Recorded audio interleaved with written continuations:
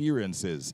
But these days, it's 1 week of activities. And all of the different nights from Sunday the 13th right down until Saturday the 19th of July, we'll be telling you about what is going on. We know that many of you have already booked your tickets, and if you haven't done so yet, I promise you, I guarantee that if you are inclined to travel, then I suspect that you want to make it Jamaica in the summertime to enjoy this fantastic music festival.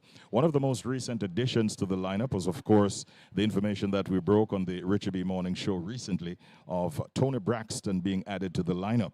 She's coming in with some R&B flavor. And don't forget that Toni Braxton has a nice dancehall song. I know of at least one that she has. There's a remix of it with, of course, Jamaican DJ Mad Cobra.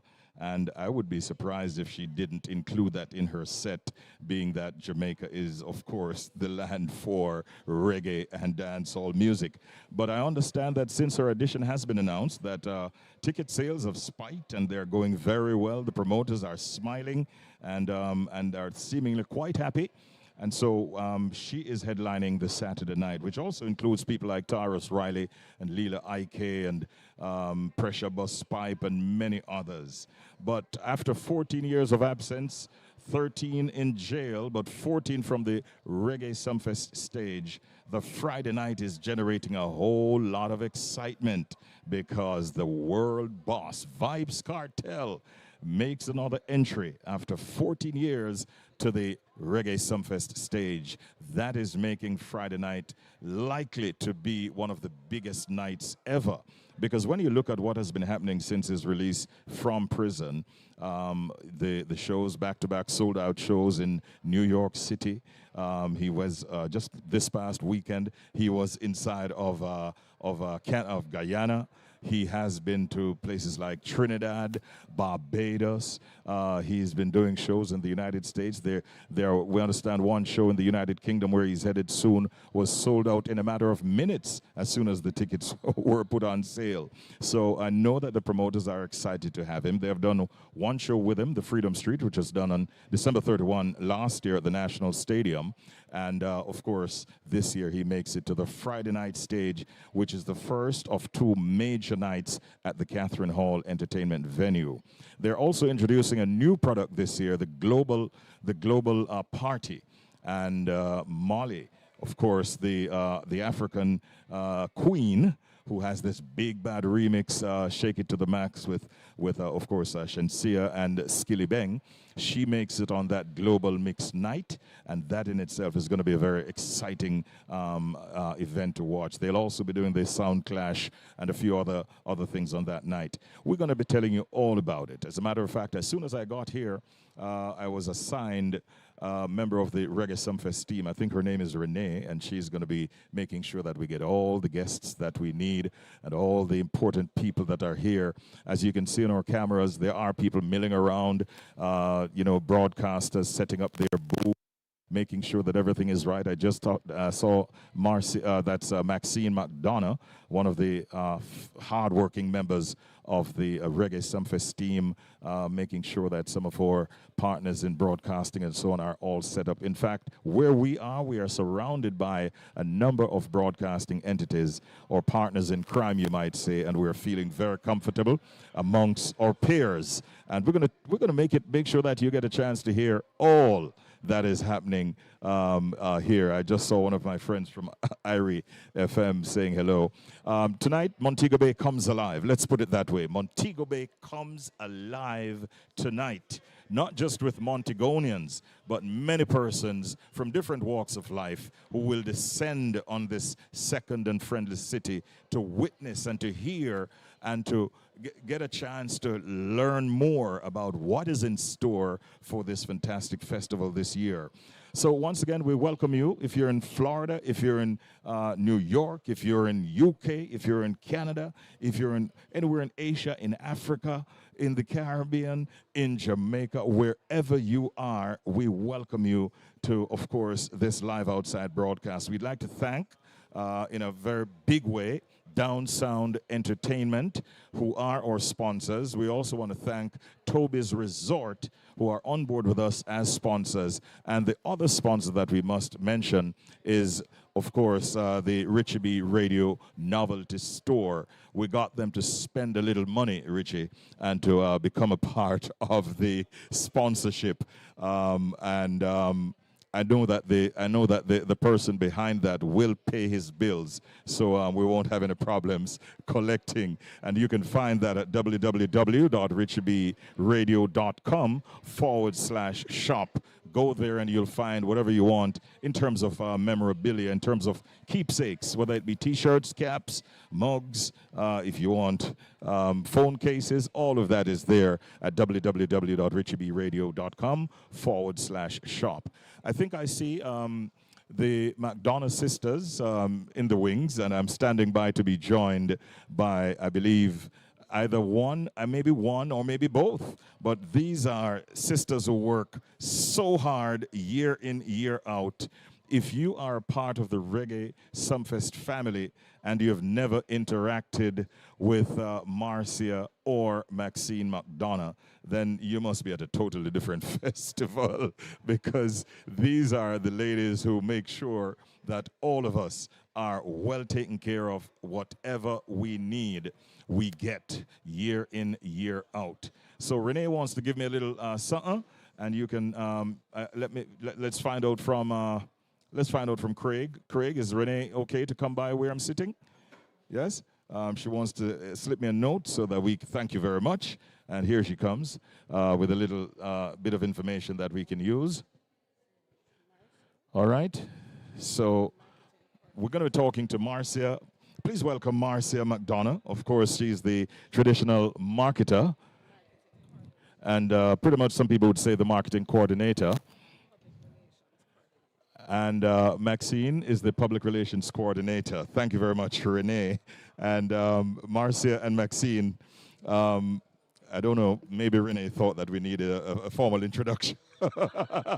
So I'd like to thank her. She is doing her job, but maybe she doesn't even know that we go back decades doing this, right? Yeah, for sure. Yes, Richie, is that microphone set? All right, so Marcia and Maxine, I'd like for you, Maxine has the microphone, to say hello to my listeners here in Jamaica, to my listeners in New York Tri-State, in South Florida, in the UK, in Canada, and the world over. It's over to you. Good night and welcome. Thanks, Richie. Boy, you're well spread out. Eh? Yes. You're very well representing all over the world, and that is great. Absolutely, And absolutely. good night, everybody. We are very happy to be here, Maxine and I, again, another year at Sumfest. Another year at Sumfest. When does the work for the next year's Sumfest really begin, Maxine, from your perspective? Check. Okay, there you go. The work begins almost, I think we take a break. A little For break. maybe about a month or so, and then the work begins again, the planning, looking at the artists, because that never stops, actually. The team, they are consistently looking out for the next lineup for the festival to come. So the work never stops. And of course, the behind the scenes also has to continue. The show must go on. Yes, Even when it's not going on. Absolutely.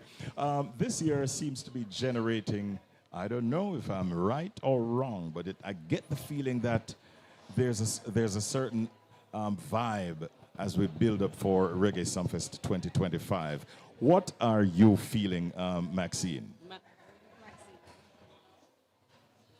All right, Marcia, you have the microphone, Okay. yes. Well, yes, it took a little time to start building, but now it's really building up. People are excited about the show. That we have vibes on the show. So that is his first return in such a long time at Reggae Sumfest. And once again, we are having an international act with Tony Braxton that is creating some waves. Leela Ike. It's just, I think the lineup this year, people like the overall lineup. And so I think they're showing that admiration for it and creating the vibe. Yes. I get the feeling, though, that Reggae Sumfest has some fans who, it's not even so much about the lineup. It's about being at the festival, immersing themselves in the culture. Many people from different parts of the world, they just want to come enjoy the sea, the sand, the reggae, the dancehall, the food, the culture. And so, although the artist lineup is something that many of us look forward to, don't you get the feeling that there are many people who are just coming because they want to be at Reggae Sumfest? Well, The festival? for years, people have just booked for the next year. Because, as you say, and even so much more now that it's a week, people do come for, as you said, just the vibe, the culture, because we try to make sure that Jamaican culture is integrated in all aspects every time at each of the events. And so yes, it's not only, we don't want to think of it as a concert. It's a festival that incorporates everything Jamaican. And it is indeed the Caribbean's biggest, largest music festival. And just to Maxine? give you an idea of Yes. some of the things that, because we all know about the two main nights at Catherine Hall, but for those who aren't aware of the newer events, we have the Family Fun Day, which is 3 years old, but which has taken off in such a big way. We have the all-white party. We have the street dance. I want to spend a little bit more time on the Family Fun Day. What are some of the things that happens there? Oh, it's a real partnership between Reggae Sumfest and the city of Montego Bay. Yes. Because we have the municipal corporation, which they're now called. They're very involved. The hospital, which is a hospital in this region, they are very involved. In fact, they were one of the original sponsors, and they give a lot of medical services completely free of charge. Dental checks, optician checks, blood pressure, blood sugar, you name it, they do it. And what is also very important is that they do the registration for the back to school free of cost. Okay. And that's a big attraction That is for schools in the Western because region, you know Montego Bay. that every year students have to present a medical certificate of fitness Yes. for school. And of course, if they go to a regular doctor, it means they have to pay a fee. Right. When they come down to the Family Fun Day, it's completely free and very thorough. Fantastic. Apart from that, we have members of the community coming out to display their wares, yes. We have a lot of entertainment. Oh, there's a big fun aspect with our naturally, and the kids simply love it. So, and there is the food also. Naturally. And this is happening this Sunday, the 13th. Right. What's the venue for the Family Fun Day this year? The Catherine Hall Stadium. The Okay. Catherine Hall, and I'd love to say something on this because the Catherine Hall Stadium last year, for the first time, became the venue at which all pre-events, except for the all-white party, which belongs to, that's a Pier 1 event. Yes. But all other events take place at the Catherine Hall Stadium. All right. So Sunday the 13th, we have covered that, the Family Fun Day. You were moving on to Monday.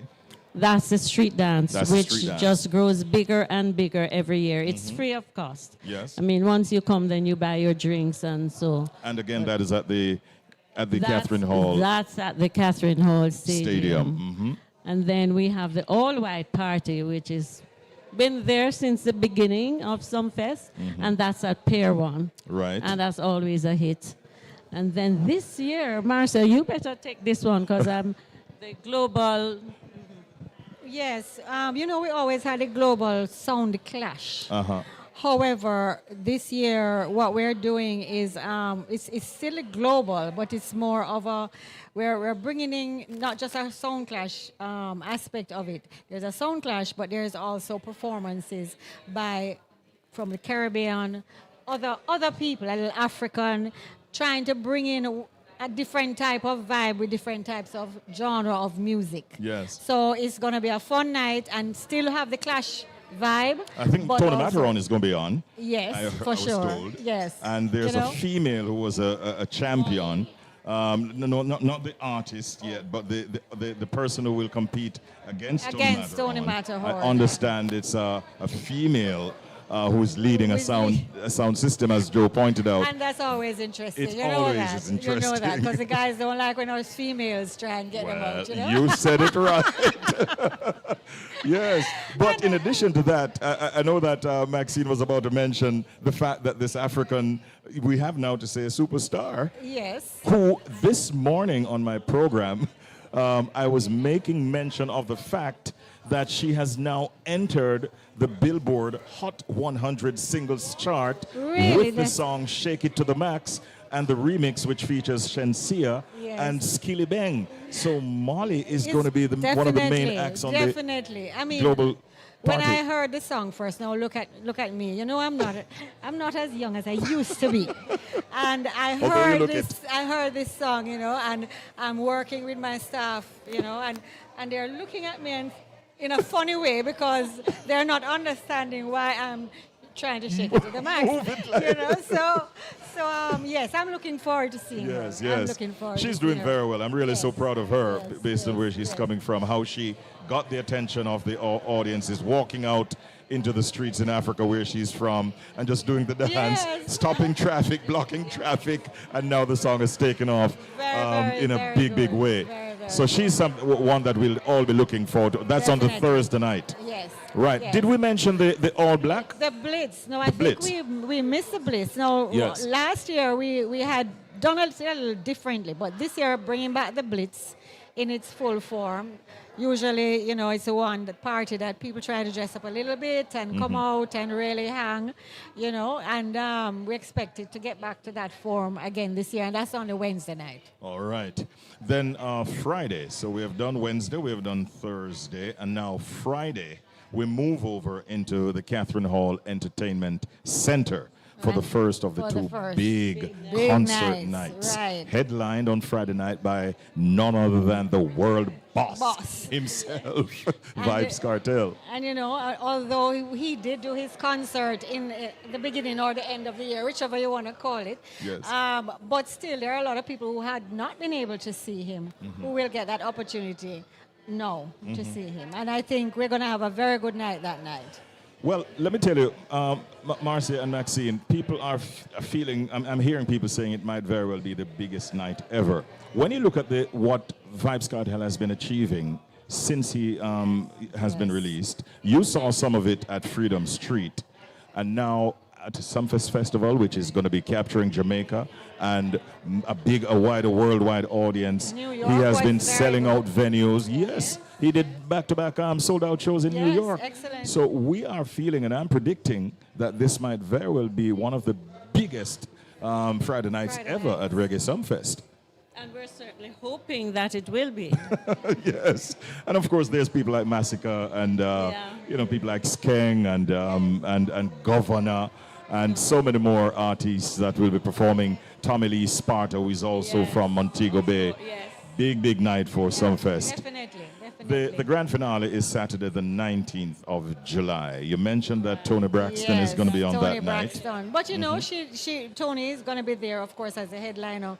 But when Leela Ike, she has been really Phenomenal.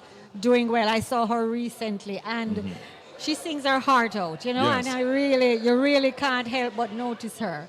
And of course, Taros and our other singers, Let's not that forget genre. Diane is Diane, who was a Down Sound yes. Records artist, yes. So I expect that night also different vibe, but also to bring in quite a big audience, you know. So In terms of preparation, in terms of, you know, what you normally do, say, at this stage, just before the launch, how would you say that you are in terms of performing this year? Are you on target, ahead of target? well, you know, the one thing about the Sumfest team, you know, is that we always get on target very quickly. So, and I think because over the years we have done it quite a bit. The team knows what they're doing, and so even if we start a little late, we usually catch up pretty quickly.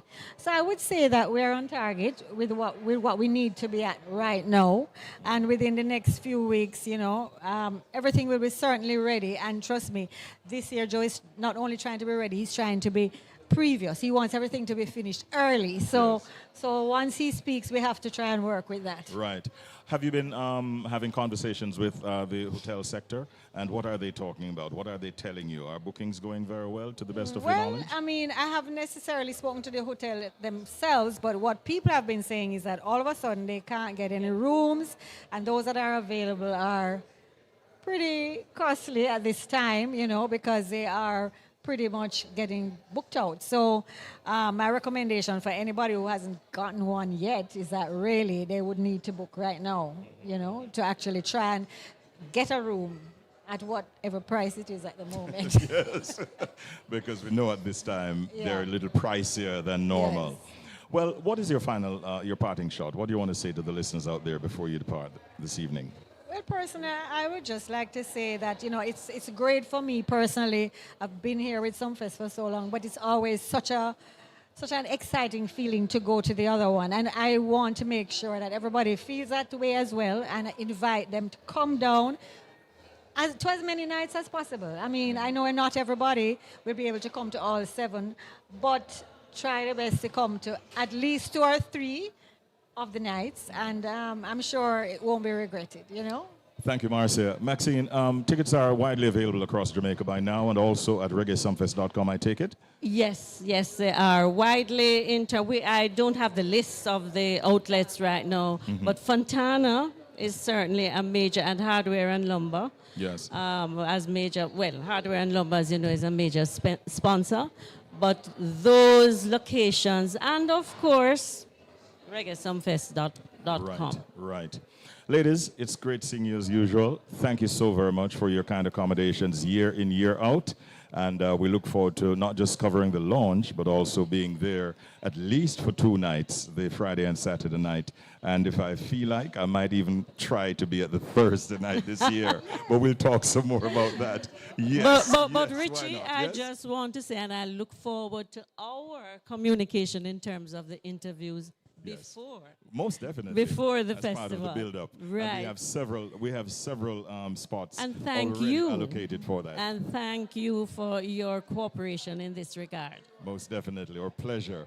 Thank you to the McDonough sisters, Marcia and, of course, Maxine. And we have the mayor of Montego Bay standing in the wings that we'll be talking to in a moment's time. Thank you, ladies. Thank you for listening and watching. Remember, we are broadcasting at www.richardradio.com. We are on Roadblock Radio. We are on, of course, Silk Radio UK. What time is it in the UK right now? It's 6 hours ahead. That is like after 1 o'clock in the morning, is it? It could be. And, of course, Canada is just not bad at all, Mr. Mayor. Canada is just an hour ahead of myself.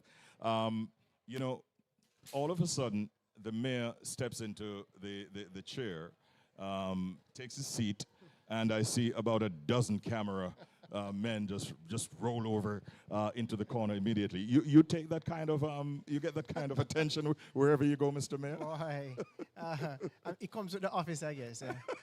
But it's good to see you, though, Richie. Same here, man. How you been? At least you get me at 7 p.m. and not 7 a.m. Let us just say it's easier to get you in the evening than early morning when we need you sometimes. But we know how that is because you're God. a hard-working man. Oh, dear. And there are many times I'm suspecting The that last- we have you booked the- for the mornings, but you worked until very late the night before. The last time I heard, far, far away, somebody saying that, well, it's time for the mayor. And so as I jump up and I look, I said, no, but it's 8 o'clock. it's 8 o'clock. I set the alarm. Believe me, I set the alarm, put it down. I woke up in time and catch the phone right beside me. And then all I hear is the mayor, and far in the distance. And when I saw 8 o'clock, I said, no. No, that poses some challenges to a hard-hitting morning program. But you're forgiven, and I still look forward to having you in the morning, Mr. Mayor. I'm glad to be in your city. It is looking beautiful, and I'm sure that it's going to get even much more beautiful as we get into Reggae Sumfest this year. Of course, it's that time of the year. Yes. What would you say that Reggae Sumfest actually means for the city of Montego Bay? Put it this way. I was in the barber shop earlier, and the barbers were getting excited. It's time for Reggae Sumfest. Yes. And the barbers' exact words were, during this time, everybody get our food. Yeah. And that is what it is. It's more than entertainment, and it's an economic boost to the city of Montego Bay. And of course, it continues to propel the city of Montego Bay further and further on the global stage. So it is something that we hold dear. It was born here, raised here, and we intend to keep it here for as long as possible. So a lot of small businesses benefit at this time of the year, hotels, the vendors, and so on, the parish in general.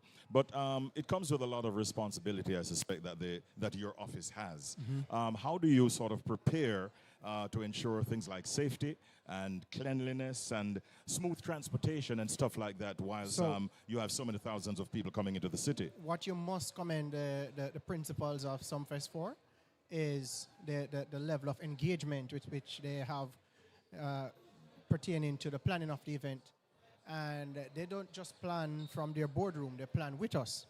So one of the first things that they would do, and this is what we do generally for large events coming into Montego Bay, is to get all the necessary stakeholders, the key stakeholders on board, and we ensure that we put forward the protocols for each and how each will be achieved. So, for example, we will have the Solid Waste Management Authority in the meeting.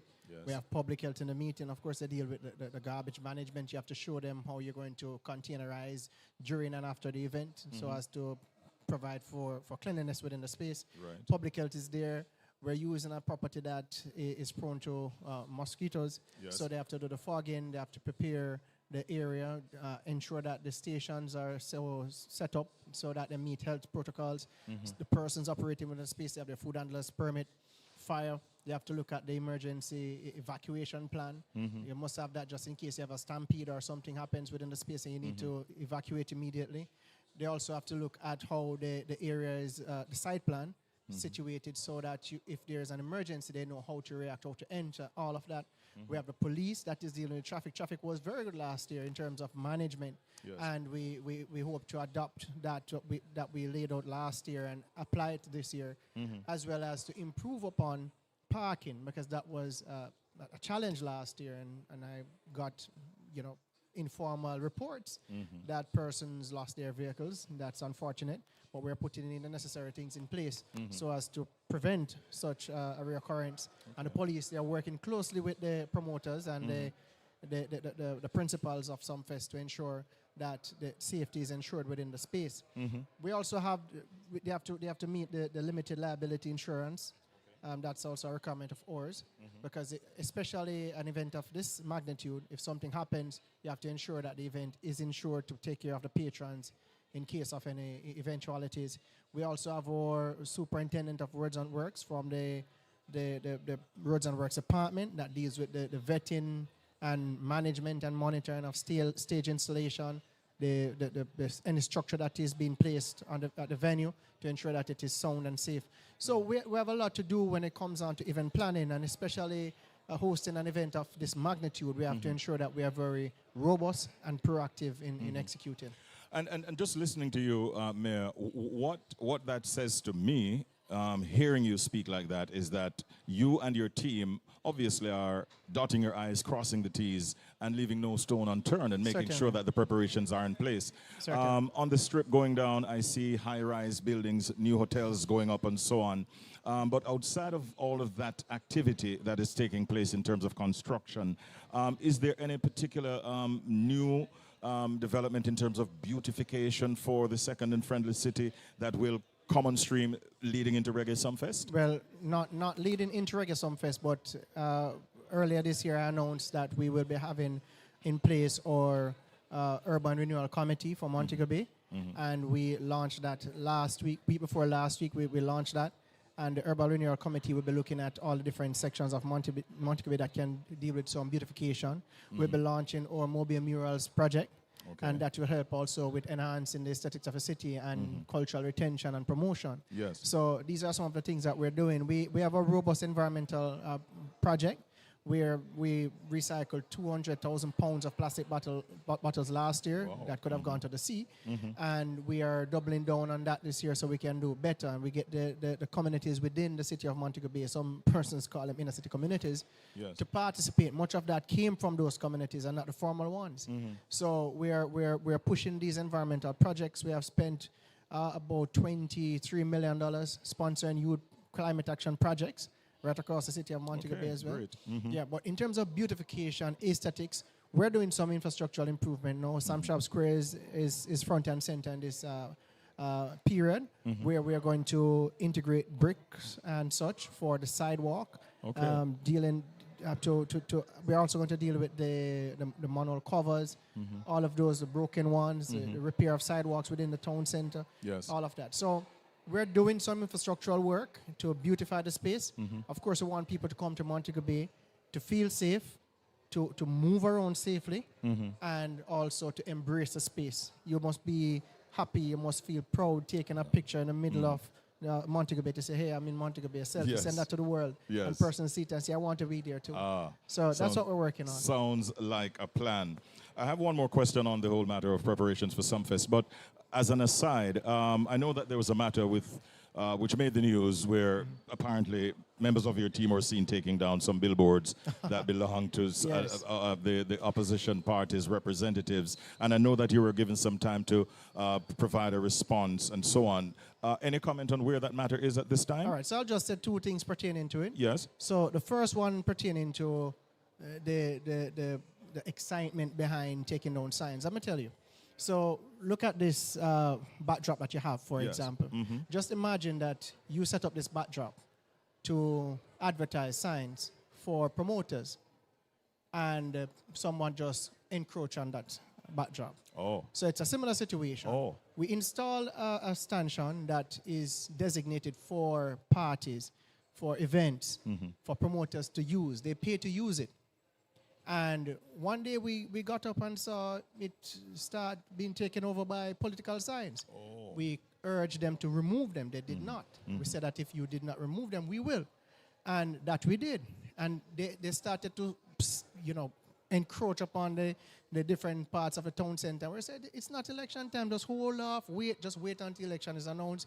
You put out all the signs you want. We give the permission because in the law it says that you must get consent from the property owner. So the stanchion, it's ours. It has our owner. Okay. Right? So we said that just hold off, and after the election, 2 weeks after the election, remove all of them. Right?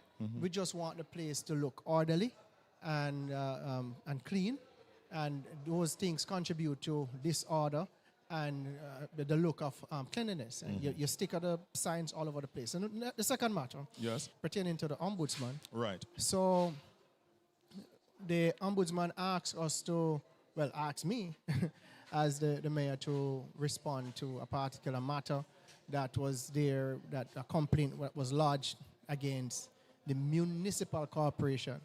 So you can't lodge a complaint against the mayor because I'm not an executive mayor.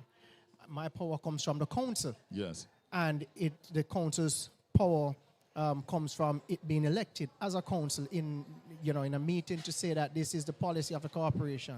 But the St. James Municipal Corporation power is vested in law.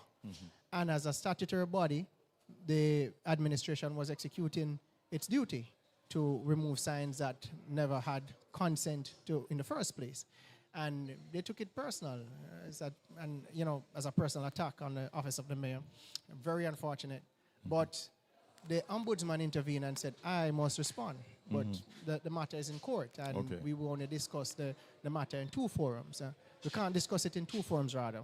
We decided that we'll discuss it in the Supreme Court. Okay. And whilst that is being looked at, the lawyers were also concerned about the fact that I got a letter from the ombudsman, but I learned about the letter in the newspaper and not a direct letter to me that was very confidential. I saw that information in the paper before I saw the letter itself.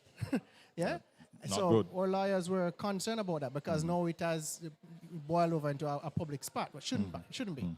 You keep that confidential and you treat with it the highest level of confidentiality and secrecy, because that is what the ombudsman law says.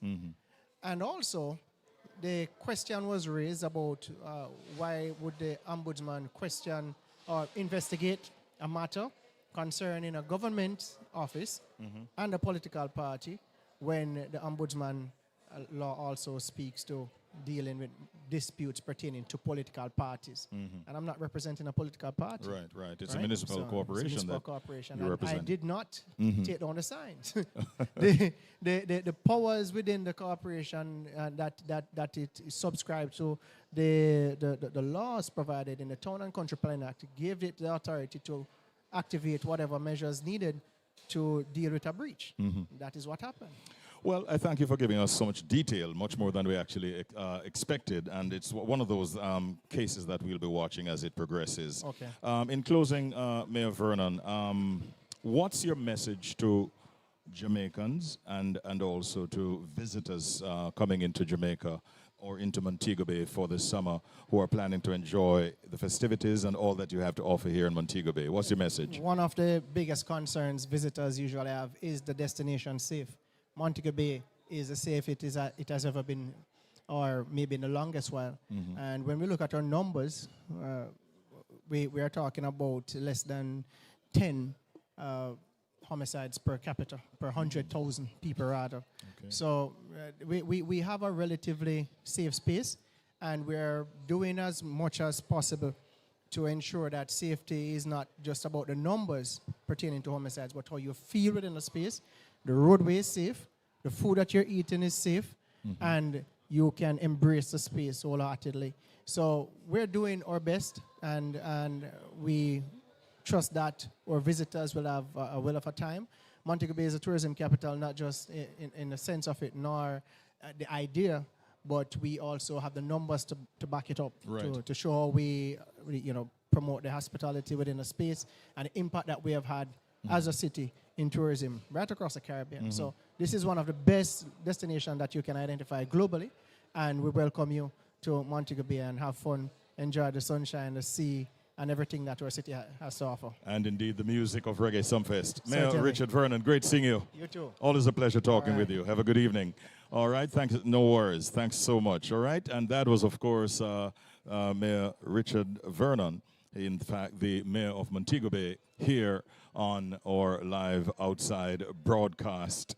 I got much more out of him than I thought I would have in relation to the matter that is in court. I didn't even figure that he would have actually spoken so much about it, but he was obviously at pains to point out what happened and how it did, because initially when the story broke, the impression that we would have had was that he was just willy-nilly taking down political signs from the opposition, and they made a strong argument about that.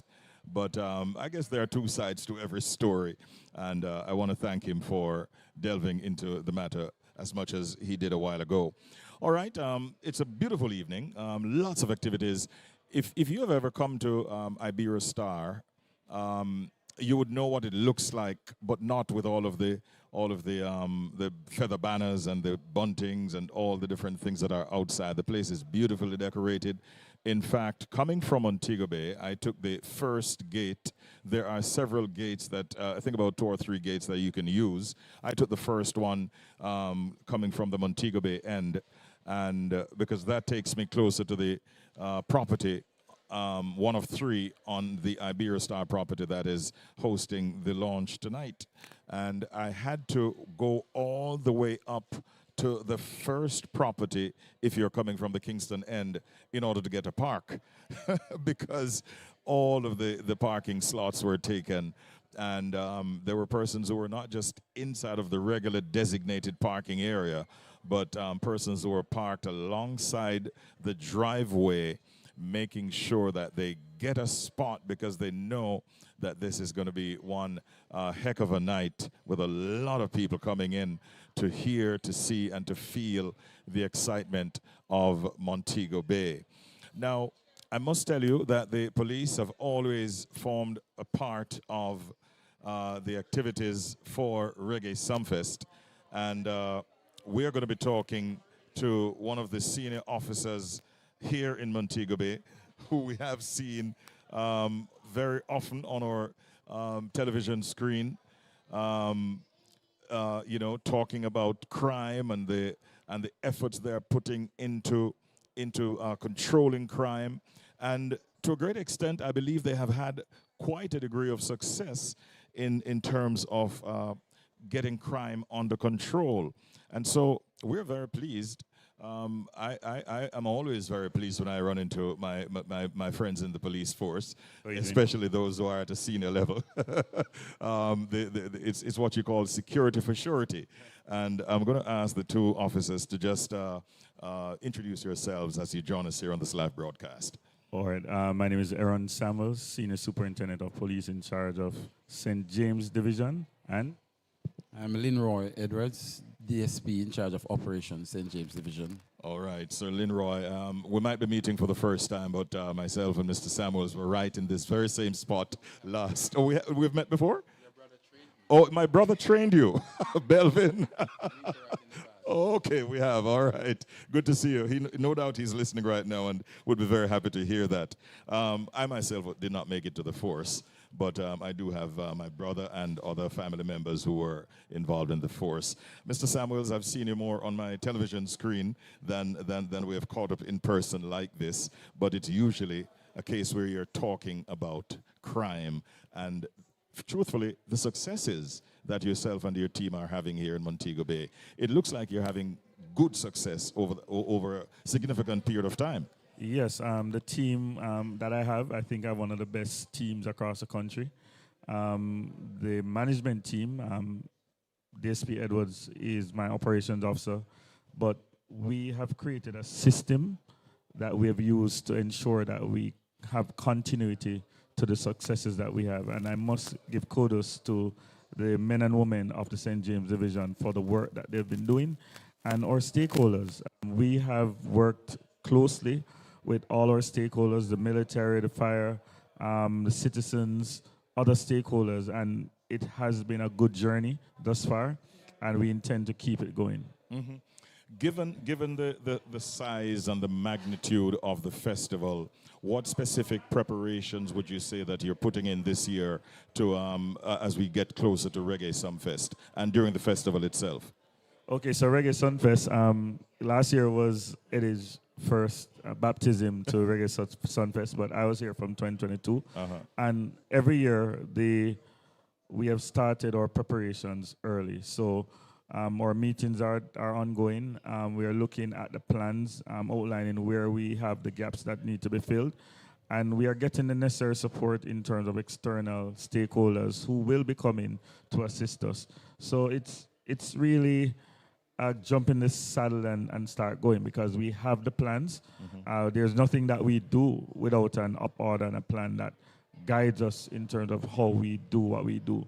And I mean, managing a festival like this requires a lot of stakeholders, not just the police, but other entities that forms the security apparatus. Mr. Edwards, if you don't mind, what kind of collaborations go on in preparation for this festival with, say, stakeholders like within the tourism sector or immigration for that matter to ensure that the thousands of visitors who are coming to our shores, can get smooth entry and so on and so forth? Do you have constant conversations with them? Yes, we do. We do have constant conversation. And up to recently, we had a simulation exercise where the police, military, and other stakeholders participated in an event at the airport, just in case. So we are prepared for eventualities, and of course, from time to time, with the various arrivals, sometimes we have larger than expected stopovers and visitors. So specifically for the festival, as it grows near or draw nearer, we intensify our cooperation and communication and collaborate, of course, to ensure that people come and go smoothly and enjoy the festival, and also they stay in Jamaica and Montego Bay specifically. Right. The residents obviously will have to play a role in terms of how things are conducted. What's your word to the residents of Montego Bay? Well, of course, I'm sure we are getting the feedback. People are happy about what is happening, the peace and the tranquil that is being currently enjoyed in Montego Bay, and it's encouraging. A business person can speak about uptick, especially in entertainment, nightlife, particularly, and we want them to understand that we'll continue to make it a safer environment. Everyone has a stake in this festival and overall tourism in Montego Bay. So for them to continue to partner with us and ensure that they maximize on their their investments, and of course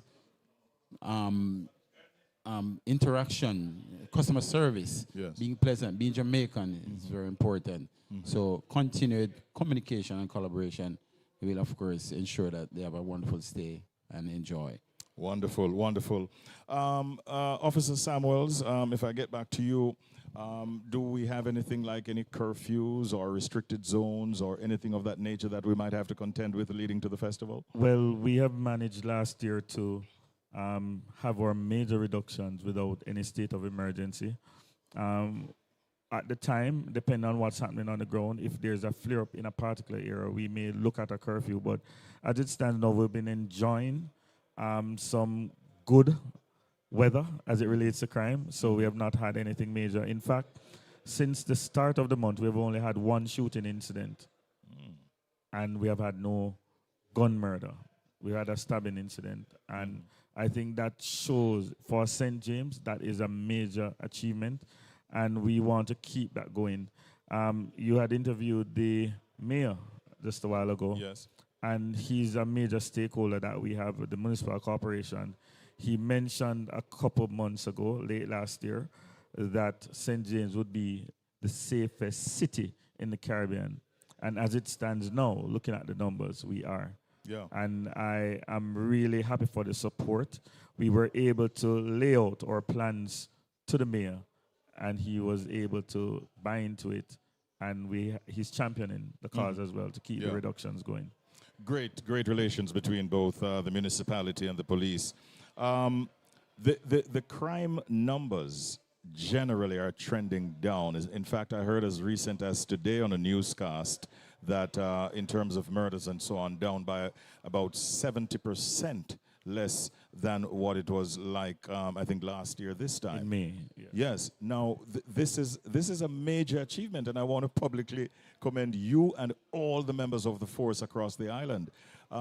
First, I get the feeling it's the first time in a long time that we have this level of reduction in crime taking place, not just in St. James, but all across the island. Yes, to what do we attribute this? Is it just a motivated police force? It's a motivated police force with solid leadership. Dr. Kevin Blake and the rest of the management of the force, the DCPs and the assistant commissioners, leading all the way down to us. A significant investment has been made in our leadership skills. And I believe that with that motivation to the police force, we're able to show what we can do. And it's just the tip of the iceberg. I can tell you that yesterday at the Police Federation conference, you could feel the energy in the room when the commissioner was lauded by the members of the rank and file, which is rare. It brought tears to a lot of persons' eyes, including the commissioner. However, including the commissioner. However, what is to note is that this sort of reduction has been in the making because we have invested over the years. And I believe that at this point in time, we are at the tip of the iceberg, and we have a motivated force that will continue to make it go down. And for St. James, last year we had 22 murders, and so far, for me, and we have one so far. Congratulations. We are 42 less murders compared to last year, which is a 64% reduction in murders for St. James. Wow.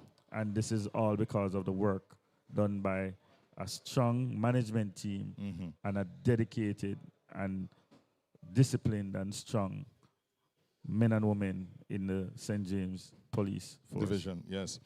Great stuff. Congratulations again. Great seeing both of you. Mr. Edwards, good to see you. I'll give my brother your best regards. And Mr. Samuels, good catching up with you as well. Thank you. All right. Have a good evening. And we catch up at Reggae Sumfest for sure. Great vibes as always. All right. Thank you very much. Those are two senior officers stopping by our broadcast point right here this evening. And Officer Edwards, my brother Belvin, would be quite happy to hear. He's a former police officer. And of course, Mr. Edwards is in fact, no, that's mine. Mr. Edwards is in fact someone that he would have trained, so to speak, through the years. Lewin, how are you, my brother? You got your magazine there? Let me see what you got. I'm gonna take a look at it. 1 second. This is a gentleman that I've gone, we go way back. And he has his own magazine. What is it? Yacht News. And this is what it looks like. He has been in the newspaper business, working for other entities, but now he's on his own. So what's happening, Mr. Lewin? How are things going? You have a microphone? Yes. How are things going? What do you have in the news in this current issue? Well, I have a little history on the front page, you know.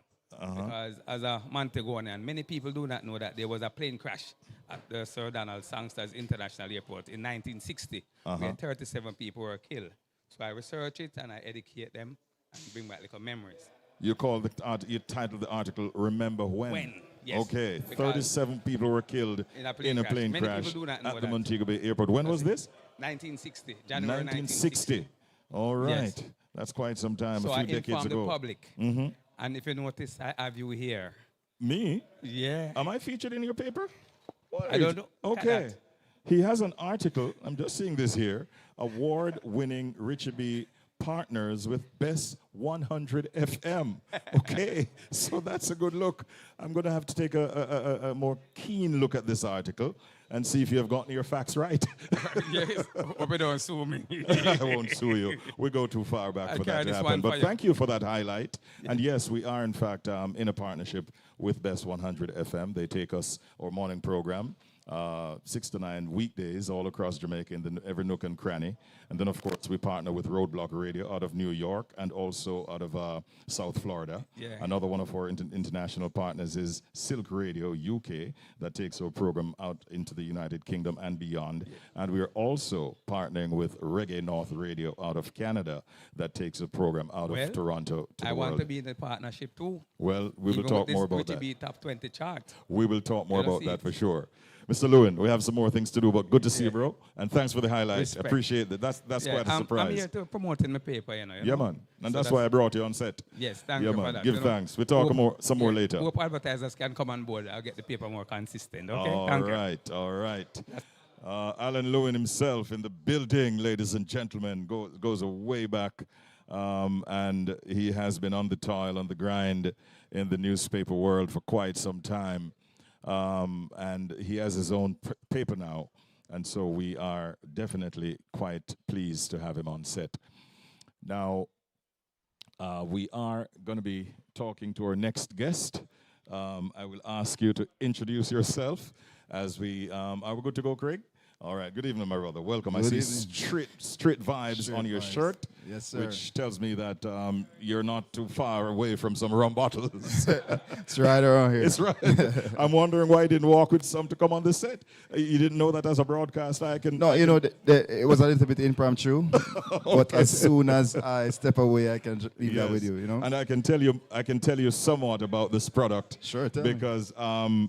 It does not stay on the shelf of a little business that I operate at Mayor Brown's Corner in Kingston. Yeah. As soon as it gets there, it disappears. We place an order, we get some. Sometimes promptly.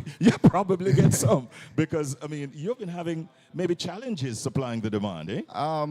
Earlier, when we launched in November, we I would say that the take-up was a lot more than what we originally forecasted. But since that time, we have regulated our supply, and I think we're pretty much on stream with supply right now. So I don't anticipate any problems. The product is doing very, very well. I mean, I talk about it on the radio, and I'm talking to your face about it. And what I like is you started off with a particular size. I think it was the 700 ml for most of the products, and then we started getting the 375, yep. and then we started getting the 1 liter. Yep. So you have different presentations of the products now for different pockets. Yeah, there's something for everybody. Exactly, exactly.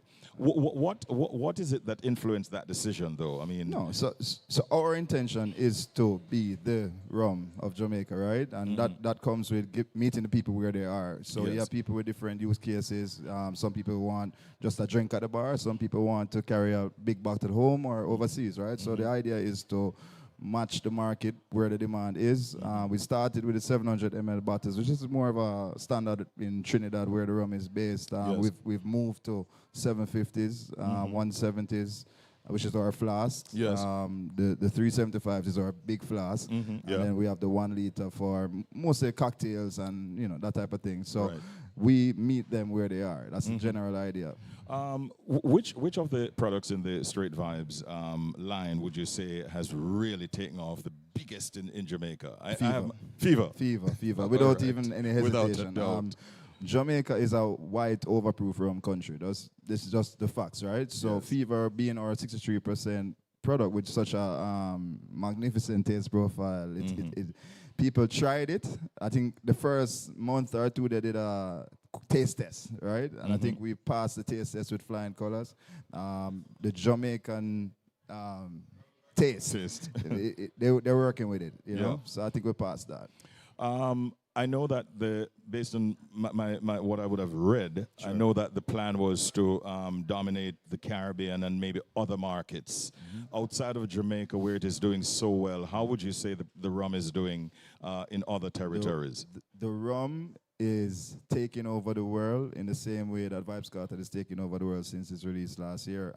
We've expanded rapidly into the Caribbean, and then what's happening now is that there's no official distribution into the United States as yet, but we have a large diaspora market. So what happens is when persons are passing through the airport, they're taking multiple bottles, and because of that, people in those markets have started demanding it as well. My focus here is CPJ, so we focus on Jamaica, and we've been just working on the distribution, getting it where it needs to be. Jamaica is one of those places where there's rum on every corner, right? It will take some time, but we're getting there. I'm happy that we're servicing you appropriately. I have no complaints, none whatsoever. So thank you very much. Yeah. How easy is it to work with a Vibes Cartel, though? Because I get the feeling that a lot of what he does, you don't even have to tell him or remind him. I mean, I see him in Florida. He's hanging out with DJ Khaled, and the rum is almost in every picture, in every video. He goes on the big stages, and he's taking the rum. I mean, how easy it is to work with Adidja Palmer, the businessman, on this product, which he's the face of. So, I mean, that's a massive opportunity for us. It's his rum, so naturally you get a built-in brand ambassador about, which is to have a brand ambassador of that stature, just having that type of popularity here and overseas is certainly something that we value a lot. In terms of on the flip side, he picks talent well, right? Yes. So his decision to work with CPJ reflects that. We have what it takes to get this rum where it needs to go. He's doing his part, we're doing our part equally. So it's one of those partnerships that's a match made in heaven right now. This is not a trick question. It really is meant to be humorous. But do you believe that Vibes Cartel is likely to make more money out of music than rum? Well, it's hard to tell. It's hard to tell, right? It's hard to tell because I mean we've seen the template, right? We've seen a lot of big, massive superstars still derive a significant amount of their success or wealth through products, which is it's not everybody might not be able to watch a stage show or to see you perform live, but you have an opportunity to have one product that goes everywhere in the world every day. You know, so I do think it's debatable. He's doing massive things in music, as everybody can see. But I think the rum is going to be one of those things that's up there. Yeah. Well, even from what happens at my own little spot, I know whatever percentage he's getting off of each bottle, he's making a decent change. Let me make that public, and I hope that the success continues for a long time to come. Thank you so much. The Street Vibes is also a sponsor, I believe, of Reggae Sumfest. Absolutely. So let's talk about what are your expectations? Because this would, I suspect, be the first year Yes. that you're on board as a sponsor. Yes. What are your expectations So for it's this our first partnership? summer. Yes. It's our first summer. And, Right. We're continuing our relationship with Downsound. We sponsored Freedom Street, which was produced by Downsound, and we've developed some good relationships coming out of that. We've made history together, and we want to continue making history now with Reggae Sumfest being what I would say. I expect this year to be the biggest one ever, with Vibes Cartel headlining the show, as well as a lot of other talented artists. So Yes. it's kind of a no-brainer for Straight Vibes, just having the opportunity to be present and being the official rum partner of not only the festival nights but all the lead-up activities. Great.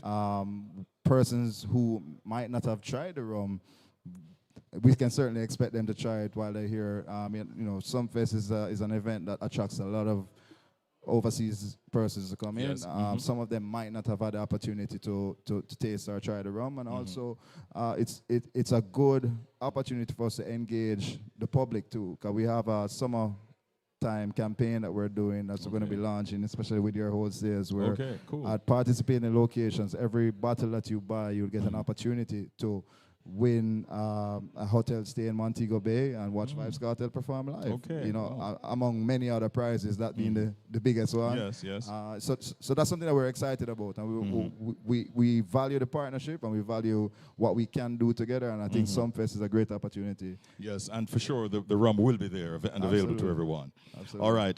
If you have a business card, I'd love to get one, but we definitely will be talking, and I'm really happy to see you and to join you in and join so many in congratulating you and the team at CPJ on the success with Vibes Cartel and the Straight Vibes. May it continue to grow from strength to strength, and best wishes to you and the team. My respects, sir. All right, take care.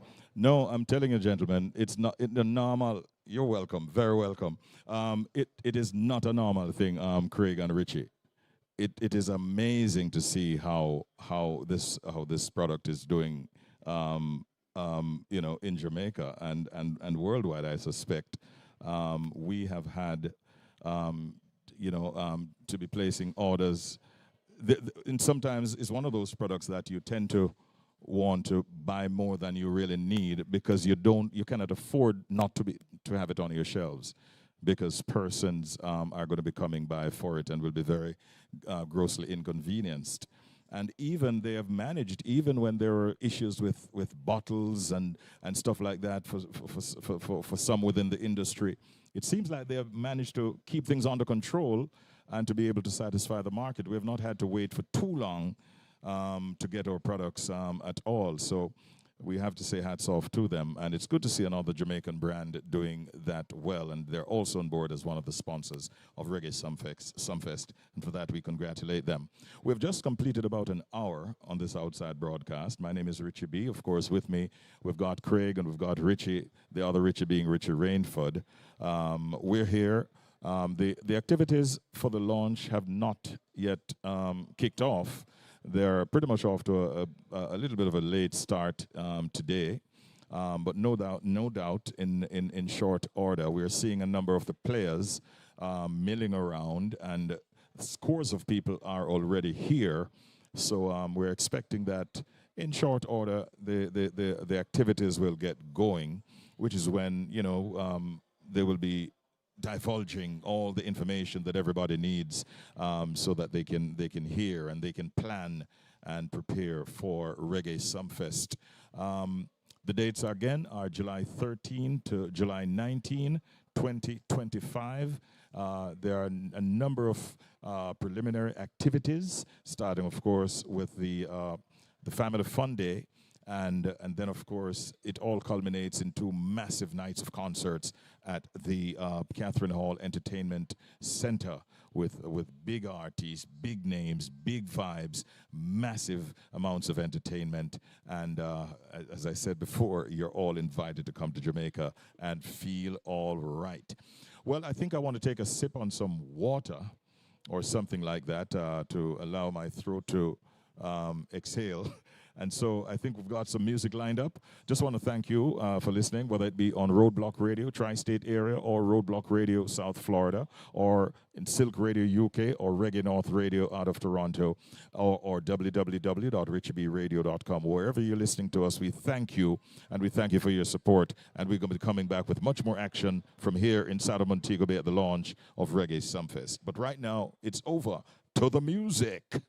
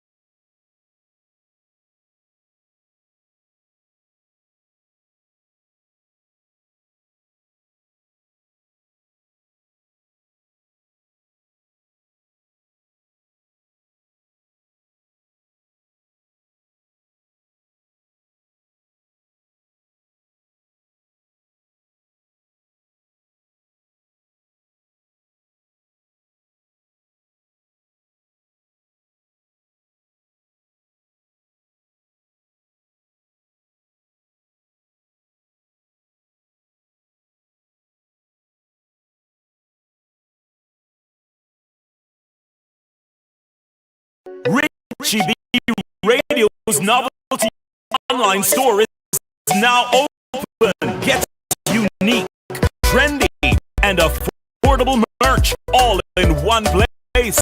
We've got t-shirts, caps, fanny packs, sweaters, drinkware, license plate holders, cooler sleeves, and more.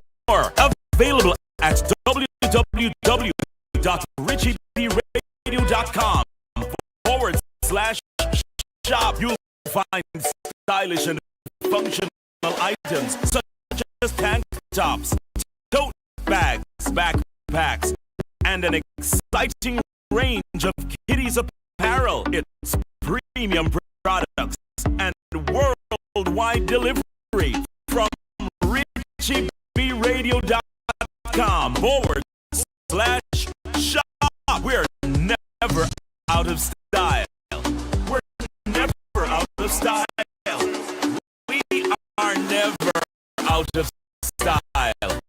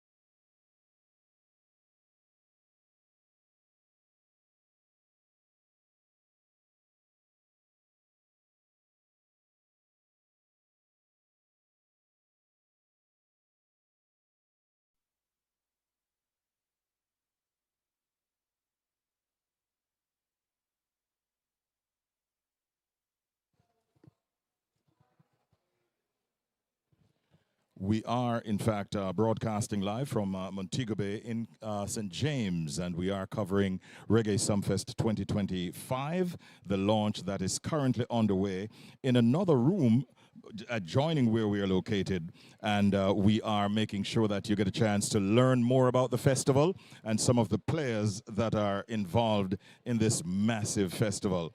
Now, joining me is the production manager who has from year to year made sure that everything goes right technically, just about in all aspects, whether it be layout of the venue,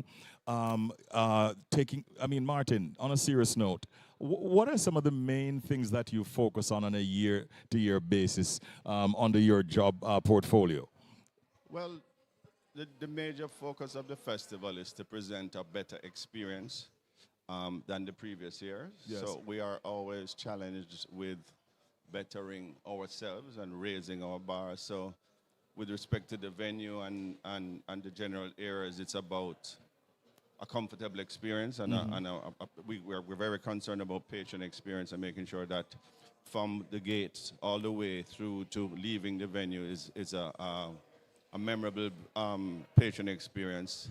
And then on top of that, the stage presentation. Sumfest is burdened with the challenge to set the bar of production in Jamaica, and we always, every year, we have to reinvent and recreate a special experience, which becomes more difficult every year. Doing it for 32 years, Yes. it's challenging. But to date, we have constantly gotten better and better, and it's at this stage, we realize the value of it because we do leave a legacy, not only in St. James, but that affects the entire industry. Yes, and I mean, you are in fact the Caribbean's largest festival, and so everyone looks to you as sort of the standard bearers, which you have been doing very, very well throughout the years. To the patron who is attending this year's festival, will there be any noticeable change or anything being rearranged in terms of what they can experience? Well, as I said, we have a format that works. Yes. So it's to make it better, but incrementally better. And I always say, production is not about getting you to the festival. It's about when you leave and wanting to come back. That's our job. So there are so many things that we do, but some of them are subliminal, and you don't even realize that these things have become a little smoother, or you're afforded more opportunities for a comfortable experience, or the presentation on stage is supporting and enhancing the artists that we have, the lineup we have. It's just to make it visually and physically a pleasing experience. Right. Are you doing anything like live streaming this year?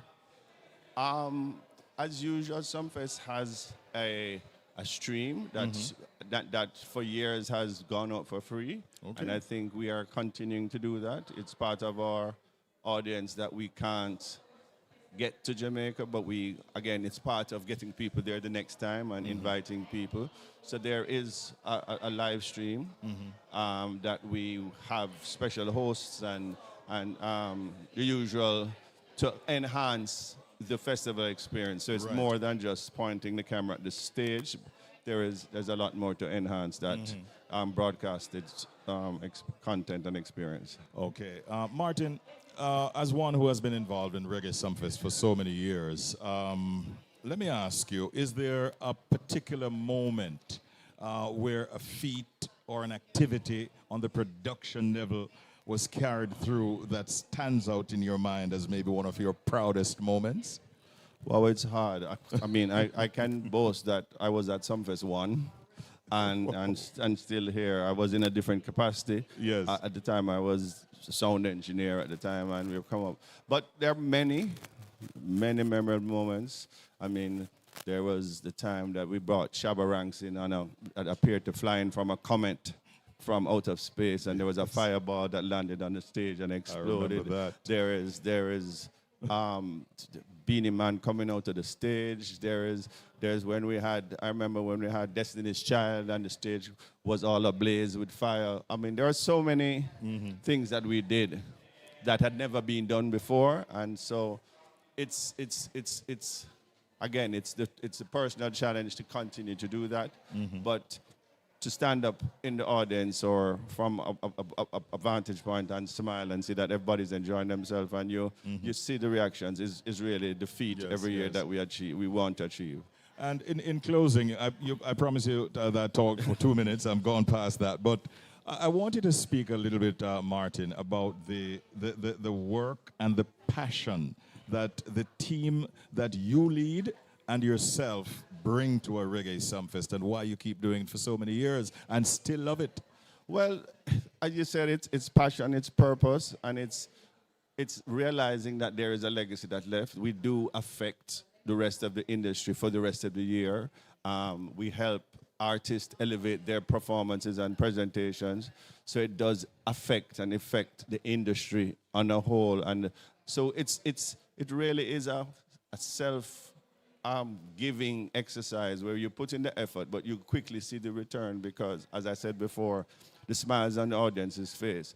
But there's so many of us that have come up and learned and become amazing professionals working not only in Jamaica but across the world and carrying their flag, spawned from Reggae Sumfest. So we both are a training ground for technical and production personnel and artistic support and all that kind of thing. So as a whole, to keep going is really the key, and and the passion is always there.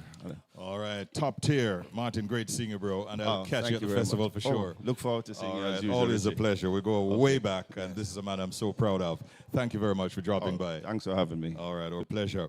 All right, we continue our broadcast here inside of Montego Bay, and we are covering I am being told that the activities inside of the other room have actually started, and so many of the guests are in there even as we speak.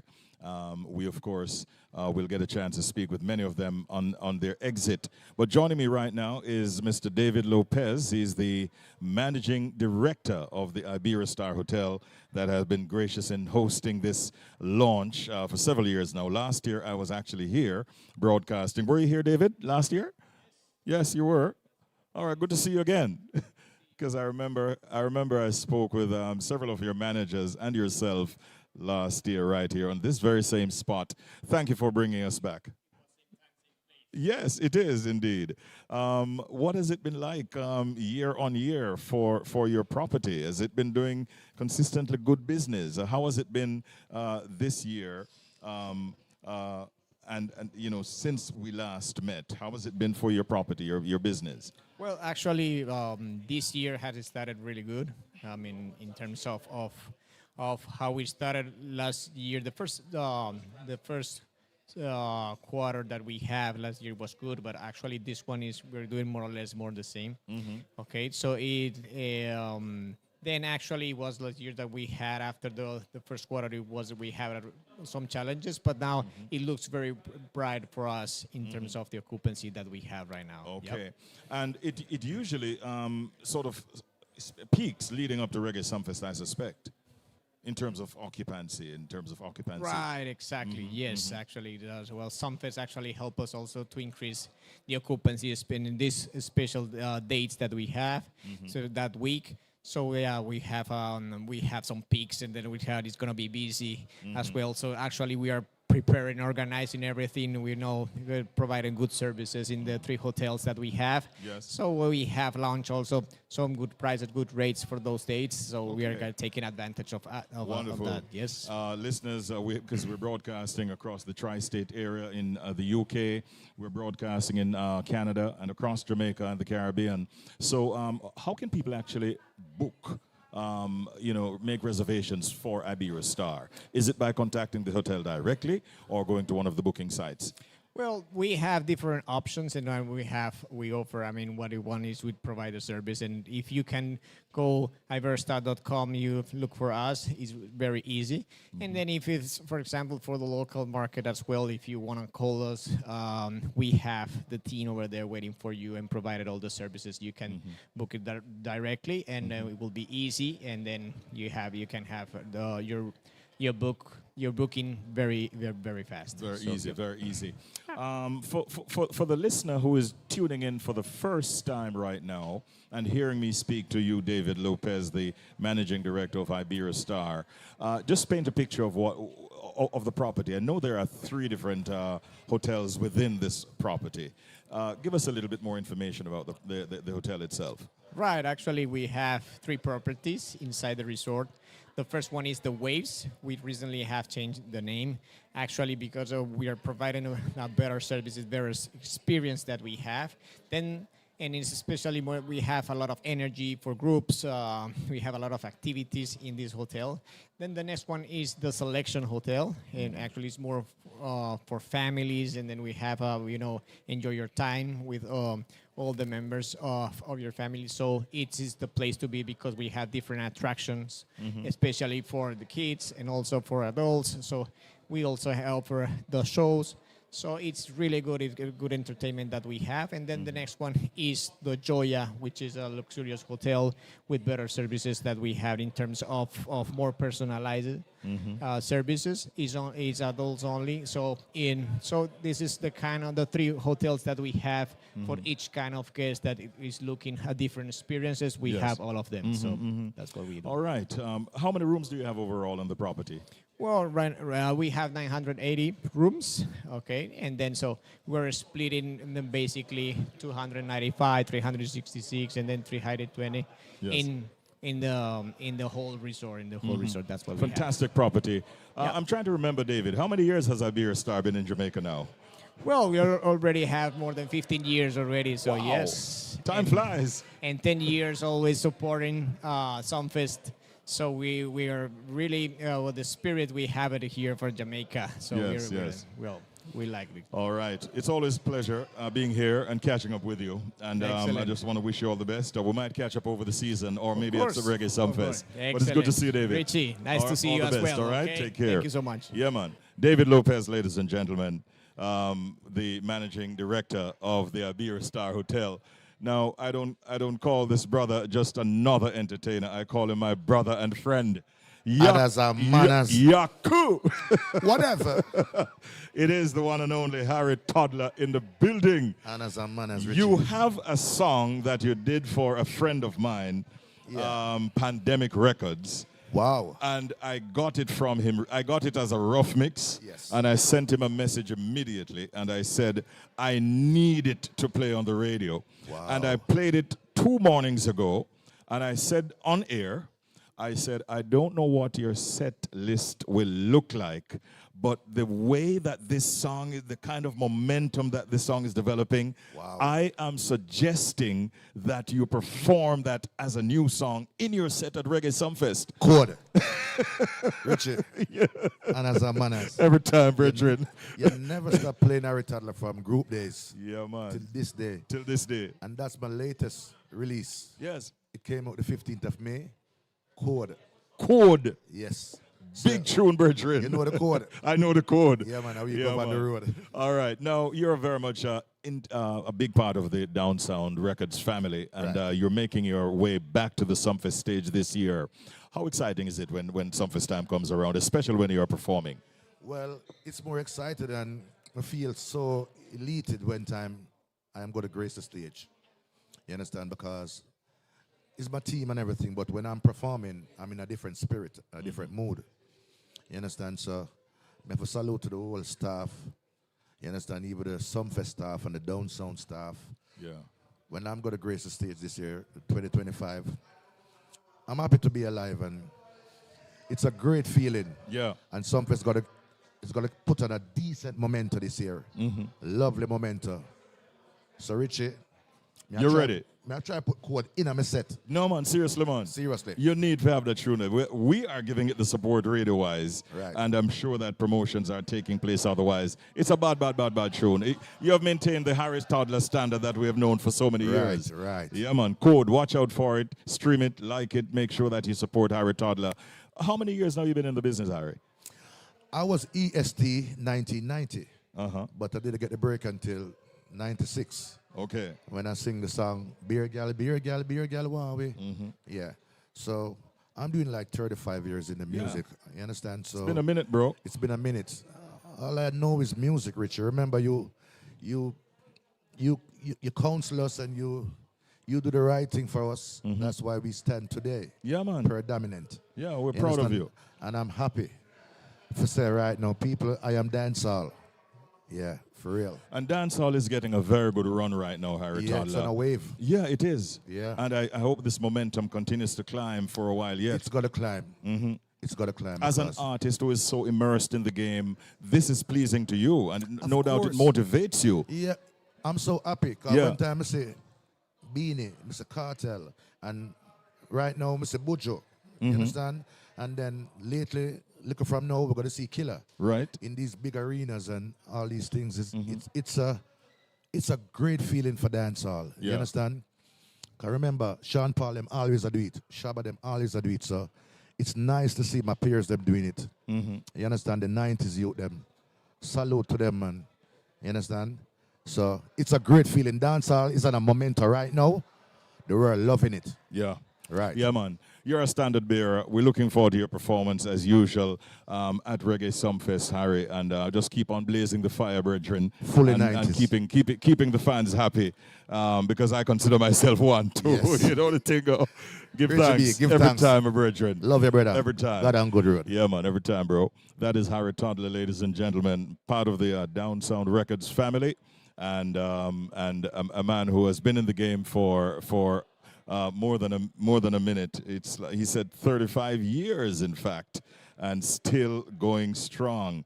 Showing no signs of easing up, and that is good. We go way back. I mean, I've lost count of how many times I would have introduced Harry Toddler, even from the Scare Them crew days until he went out on his own as a solo act. And trust me, still. Blazing the fire, and as I said before, check out his song called Code, because he is definitely still very much in the game and making his presence felt. All right, I want to remind you that our broadcast this evening is brought to you courtesy of Down Sound Entertainment. We also want to thank Toby's Resort for being one of our sponsors, and of course RichieBRadio.com's the novelty shop, www.richiebradio.com/shop. Thanks to all those who have been supporting the novelty store.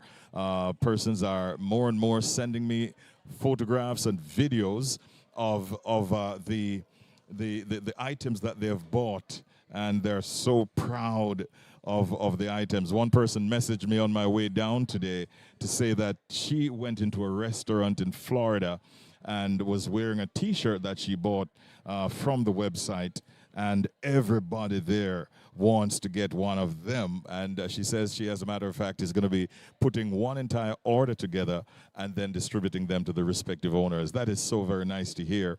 Thank you all very, very much for your support. We're here because of Reggae Sumfest, and the launch is on. More and more people are stepping outside of the room where the activities are being held. All the information is being, given to the audience, and we will be sharing all of that with you. This is not a normal festival. It's big budget. It's a lot of excitement, and truthfully, the biggest in the Caribbean, and indeed one that sets the bar very, very high. And so we have, I think, one or two guests that will be joining me. We ask you, this beautiful lady who is, I suspect, involved as a sponsor. I see Ocean Spray and I see Pepsi on her attire. And so we'd like to say to both of you, good evening and welcome. How are you? Hi, good evening. I'm good. How are you? I'm doing well. Okay. You finally made it into the chair. Finally. On better days, you'd have gotten there much quicker, right? Yeah, for sure. But even if it's a little injury that you had earlier, I hope that you get over that little hurdle very soon. I'm hoping. Wonderful. All right, so please introduce yourself and tell us your involvement with your companies. Okay, well, I'm Jo Beth Wood, the Sponsorship and Events Officer at Pepsi Cola Jamaica. And I'm Tashna Grant, the Key Account Manager here at Pepsi. Key Account Manager. All right, wonderful to see you both.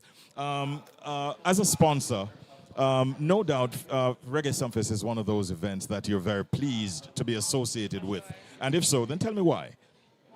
Reggae Sumfest is the most, popular, the biggest reggae festival that Jamaica has. I mean, why wouldn't we want to be a part of that? It's a big crowd and well-known persons are part of the event, and it's just a great way to connect with persons, with the culture. I mean, why not be a part of that? It's huge. I think if we weren't a part of it, we'd be missing out greatly. Yeah. Absolutely. And more than that, I could hardly see a Reggae Sumfest without Ocean Spray and without Pepsi, in all honesty. If you're not drinking Ocean Spray, then what are you drinking? there you go. And so a part of what you do then is to make sure that the products are widely available at the festival. Widely available, for sure. Now, would you be having anything like deals or anything like that? What can people expect in terms of your presence and your offers during the festival itself? Okay, so not to reveal too much right now, but we're having partnerships coming up where you can go to select locations and purchase either a meal, and you would get the chance to win Sumfest tickets. Okay. So we're going to give back to the consumers where they get the chances to win tickets to come to Sumfest. Yes. So as a sponsor, I know that, I mean, back in the day, it used to be like 3 nights of the festival, but now it's an entire week. Yes. Do you get involved in the entire week or just the main festival nights? In the entire week. The entire...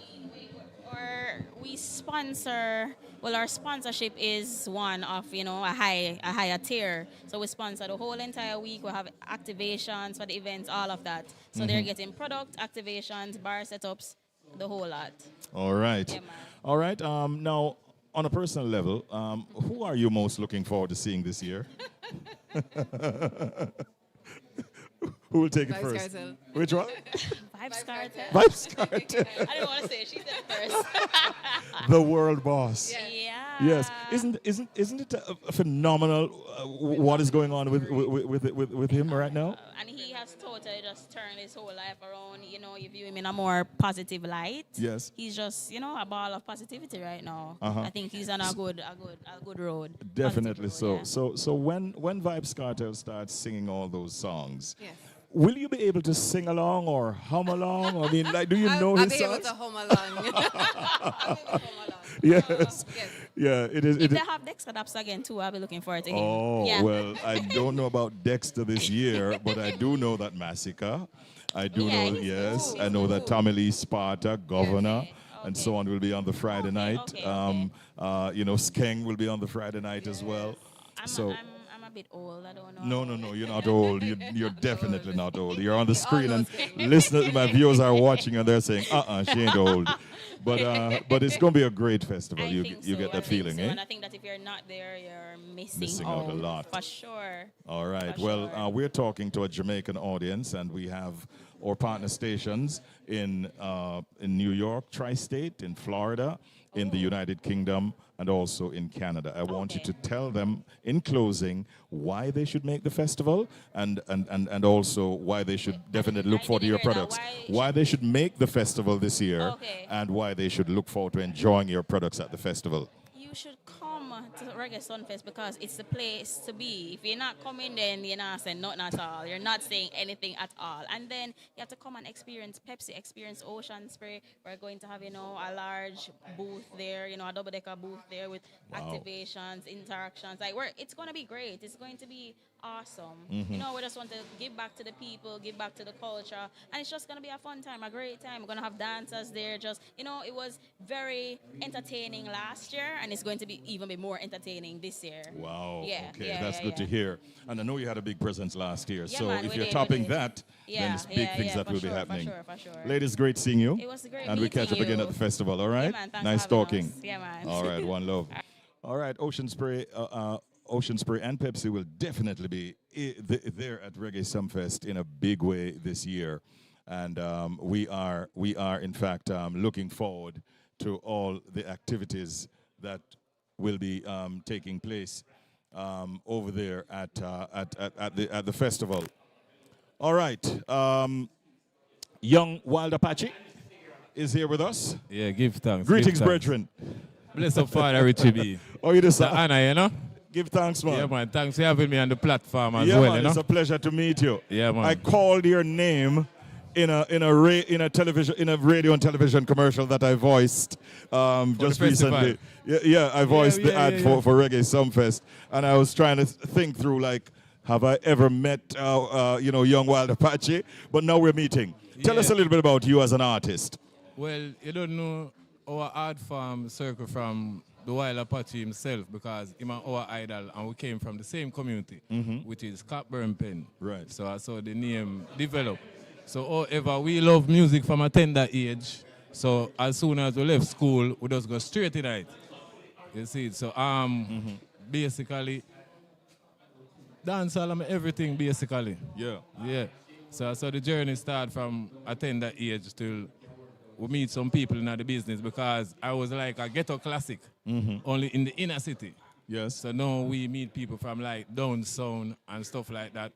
Harry Tadler, Bounty Killer, Vibes Cartel since him come from prison and stuff like that. So yeah, man, it's a journey. Now, every artist needs to have what you call an image. Yeah. And obviously, your image stands out as I'm seeing it tonight. Man. Is this just a little taste of what people will be seeing and getting from you at Reggae Sumfest? What I'm trying to get at, have you already even decided on your outfit for your night of performance? Basically, the outfit are shipping from Canada. So it go crazy. People can know, say, your image is everything, but we have the lyrics and the performance to back it. To match it. But as well, I stated at first, I was a ghetto classic. Yes. Now we are come commercially. No, we get the platform, so we are taking it to best of our ability. And you don't know Richie B, as we say, give thanks again. Yes. Enough interviewer or podcast now give young youth the strength. Yes. You understand? So we have to give thanks and we love the work you put in. Yeah, man, give thanks, man. Now, many of my listeners are seeing you now or hearing you for the first time, but I want you to just drop something, a little piece of something a cappella, make them get a chance to hear what Young Wild Apache will sound like. Richie B, pain in my heart, I mash up my thoughts. Want make a move, I could walk. These streets full of pies that. I'm bad mind full of pies that. Get a youth if we make it right now. Any needs necessary anyhow. Them say them love you a girl, them a girl when you're dead 6 months go so blow. Pain in my mind. Pain in my mind, them want to kill me through my clothes I design. Pain in my mind. Yeah, man, you know Sumfest. Yo, pull up that, my youth. If that is an indication of the kind of stuff that you have in your catalog, I can see you getting some big forwards on the night. Man. You're performing on is it Saturday night? No, we're performing on the night. On the Friday night. Yeah, that's right. Young Wild Apache, great meeting you. Yeah, man. I called your name in an ad. Now we're meeting, and I wish you well, bro. Likewise, man. Give thanks, Yeah, all right? Thanks again. All right, another young man out of the inner city areas who is definitely striving and looking forward to bigger things going forward. Sean Wallace is head of commercial at Red Stripe. Sean, I promise you, I'm not going to ask you to DJ. It wouldn't help anybody. Not that I don't think you can. No, I cannot. It will not help anybody. We don't want to scare any of your listeners. It's not going to help nobody. Right. Let's not do that. More reasons for me not to venture down that road. But when it comes to talking about Red Stripe and your involvement in Reggae Sumfest, that comes very easy. And it's a partnership that has been going on for, I suspect, decades. Since its inception, yes. We're actually one of, if not the longest running sponsor. We've sponsored Sumfest every year of its existence, and of course we're very proud of that, and we take it very seriously because we believe that this is the largest reggae festival, obviously in the English-speaking Caribbean, right? And we obviously believe it's also the most important reggae festival in the entire world. So yes. we've worked with them for 32 years, and we hope to continue doing so for at least another 32 years. Yes, sir, and we're very proud of that partnership because your injection, your spend, your support helps all of us to have a better experience because it means that you're sort of lightening the burden that the promoters would carry in terms of delivering what they want for a festival of this magnitude. Any indication that you are prepared to give tonight as to what we can look forward to from Red Stripe at the festival? Well, I think there are always three things you can look forward to with Red Stripe at Reggae Sumfest. Obviously, we always have Well, we believe we have the biggest, best booth. And of course, that's always a nice place for people to come and view the festival in a little bit more comfort than is available on the grounds. We always have our product portfolio available at the different bars. So, of course, sometimes it's hot, sometimes it's cold, but you can always enjoy a cool red stripe on the night of the festival.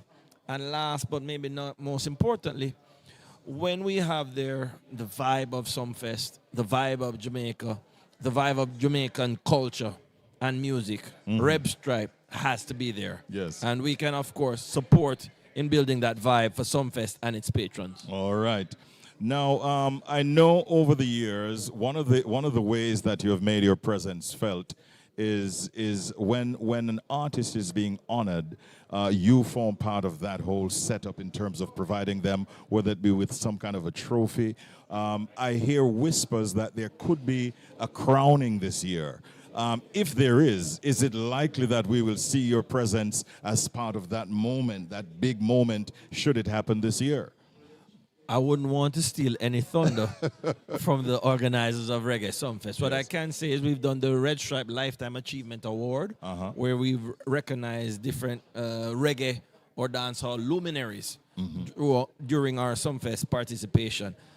We try to do it every year, and of course, we're encouraging everybody to come out to Reggae Sumfest 2025 to see what can happen next. All right. Sean, it's good to see you, man. And I'm so happy that you were able to stop by our broadcast point. And we look forward to catching up with you at the festival itself. And we hope, as you said earlier, that the partnership will continue for many more years to come. Thank you very much. Oh, man, thank you. And to all your listeners, thank you for supporting Red Stripe, both yard and abroad. All right. Sean Wallace, take care. One love. All right, that is the head of commercial at Red Stripe, the one and only Sean Wallace, ladies and gentlemen. Another gentleman who is no stranger to me, my good friend Donovan White. He is the director of tourism, and this is a product that definitely attracts a lot of tourists, and so we're so pleased to have him join us on set. I was watching him on television just the other night making a major announcement, and I was like, yes, you go, boy. Donovan, you stood there and you built us up, and we were wondering what the hell you were coming with.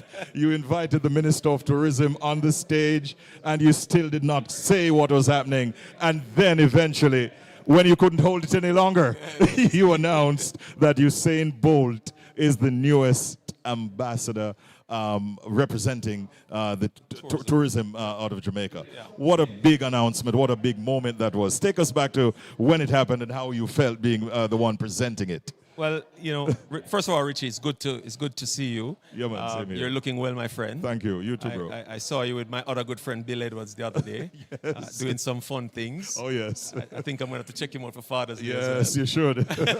Look at the shirt I'm wearing. Oh, I see it. I see it. Which is why I say I'm going to check him out for Father's Day. But no, last Thursday evening was a marvelous event. It was one of the many events we have orchestrated as part of our celebration of 70 years of the Jamaica Tourist Board. The announcement of Usain Bolt as our global ambassador for tourism is one that has been coming for some time.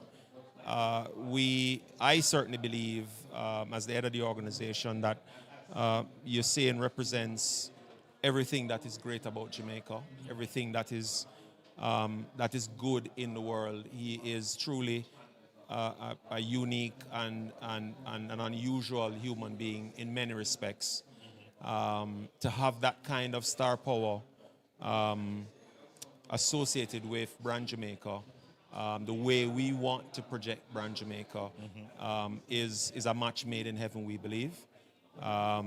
And we're happy to have him on board.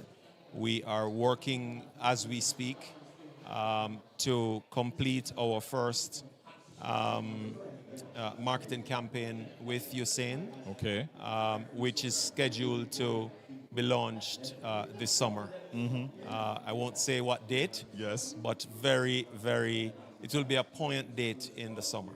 Fantastic. I'm looking forward to hearing more and talking more about this partnership, but I'm very happy. And, as Usain even himself indicated, it's almost like he was saying this should have happened a long time ago. Absolutely. And I agree with him. Yes, I but absolutely it has agree with happened him. now, Yes. and we can celebrate that fact. Yes. Now, I know that Reggae Sumfest pulls in people from all walks of life and from all over the world for our music and our culture. How are you making sure that you increase your visitor arrivals from different markets? It's not just people from America or from Canada that are coming here. No. And a part of why they're coming from other parts of the world, I suspect, is based on the marketing that you are doing yourself. Absolutely. Yes. And let me answer you from the platform of what happened last year. Last year we estimate that some 43% of all arrivals into Montego Bay the week of Sumfest came for Sumfest. We also estimate that they spent just about 25 million US dollars during that week. That's phenomenal in and of itself for the economy and for the city of Montego Bay. You asked the question about where we are positioned in Jamaica with a festival like this. Yes. We have taken a very deliberate approach at market diversification over the last 3 years. And we did that because when you have 70% of your business coming from one space, it's a dangerous mix. Because if something happens in that one space, you are faced with several challenges that you can't immediately fix. And so we've been on a journey to broaden our market size, which means that we want to bring people to Jamaica from more places so that we will have less dependent in terms of market share on any one market and create more markets coming to Jamaica to enjoy all the benefits of our tourism product. And so we've been very focused on Latin America, which is a growing space now for us. Last year, we re-engaged LATAM Airlines to fly from Peru. Yes. This summer, Copa will move their service to Daly, to Montego Bay, 7 days a week, and 5 days a week into Kingston. We have engaged another carrier, which I can't name yet, because I'm embargoed to say the name. What I can say is that we have a new carrier that will come out of Latin America to Jamaica this October. Wow. Yes. And we have a charter carrier which will be running 10 weeks of service from Ecuador to Montego Bay from June until August, which includes Sumfest. So that's a huge market space for us. There's over 650 million people that live in Latin America. That's twice the size of the population of the United States. People don't realize that. Yeah, huge. And they're only 2 hours away. Yes. 4 hours if you're coming from Lima. 2 hours if you're coming from Bogota. An hour and 20 minutes if you're coming from Panama. And so we have really spent some time and put some effort and energy and resource into opening up Latin America for Jamaica. And one of the reasons for it is events like Sumfest. They are very, very, very engaged with our music and our culture. I have been there on countless occasions in different parts of Latin America. And reggae and dancehall is a staple delivery on radio, at events, at parties, in nightclubs. And the people sing it. People can't speak a word of English. Sing the words word for word in English. Yes, phenomenal. And it's phenomenal. Yes. And so we have positioned Sumfest 2025 in that market space. It's one of the reasons why Copa has decided to increase their frequency of service into Montego Bay for the summer. It's one of the reasons why LATAM Airlines is using the performance of the summer period to determine if they should also go daily with service to Montego Bay. So we're very well engaged in that market. The other market that we've been very focused on and we believe has a good grasp of our culture and the product that we have to offer within tourism is the Indian and the Asian markets. And so we've also spent a lot of time in that market space. And there'll be, I'm sure, new announcements to make later on in the year from that market space. Yes. And lastly, the other area that will open up for us if those new announcements come later this year is Africa. Ah. So Wow. we're not asleep. You're bringing We the may entire world to Jamaica. We may be quiet, yes, but we're quietly working in the background. Yes. The visitor arrivals will definitely be looking much better going forward. And you're not only bringing people in, but you're making preparations for them. Driving on into Montego Bay, I haven't been down this side for a minute. We saw a number of properties that are under construction that will be no doubt in operation within short order. Which can accommodate thousands more visitors. Absolutely. So we're making the preparations. It's a good time to be director of tourism, I suspect. And we want to thank you publicly for the work that you have been putting in and the results that you have been getting. Thank you. It's been a combination of vision and strategy within tourism. Yes. This what you're seeing, the evolution of what you've seen in tourism didn't just happen because it happened. It happened because there was a deliberate and focused approach to get to where we are today. Yes. And the work hasn't stopped. And I think the government has finally realized that the investment that is needed in infrastructure, roads, bridges, bypasses, yes. The investment in beach development right across the country, the investment in building out new city centers like Morant Bay. Yes. These are critical infrastructure that's needed not for tourists, for citizens of Jamaica. Because if citizens of Jamaica have and appreciate the kinds of infrastructure that is being proposed and in fact being financed to go in place, then visitors will feel even safer and feel even more acclimatized to come to Jamaica and partake in what the locals do. Because at the end of the day, that's what they want. Yeah. They don't want to come here and sit in a resort for 7 days or 8 days. They want to come to Jamaica. They want to get on a tour bus or jump in a rent-a-car and go about their business. Yes. They want to go and explore. They want to get lost in paradise and found and taken back to where they're sleeping. Right. Truly, that's it is a fact. That's a fact. Yes. And so we want to be able to provide the right environment with the right enabled infrastructure to ensure that when visitors come to Jamaica, they can have the time of their lives and they can come back and do it all over again. Absolutely. And so it takes us to the partnership with your office and, of course, Reggae Sumfest, the Caribbean's biggest festival. No doubt you're on board as a sponsor again.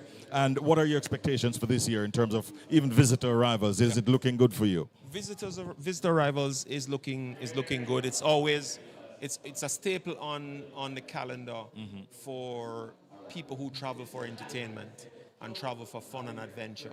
Sumfest is more than just 2 nights of festival.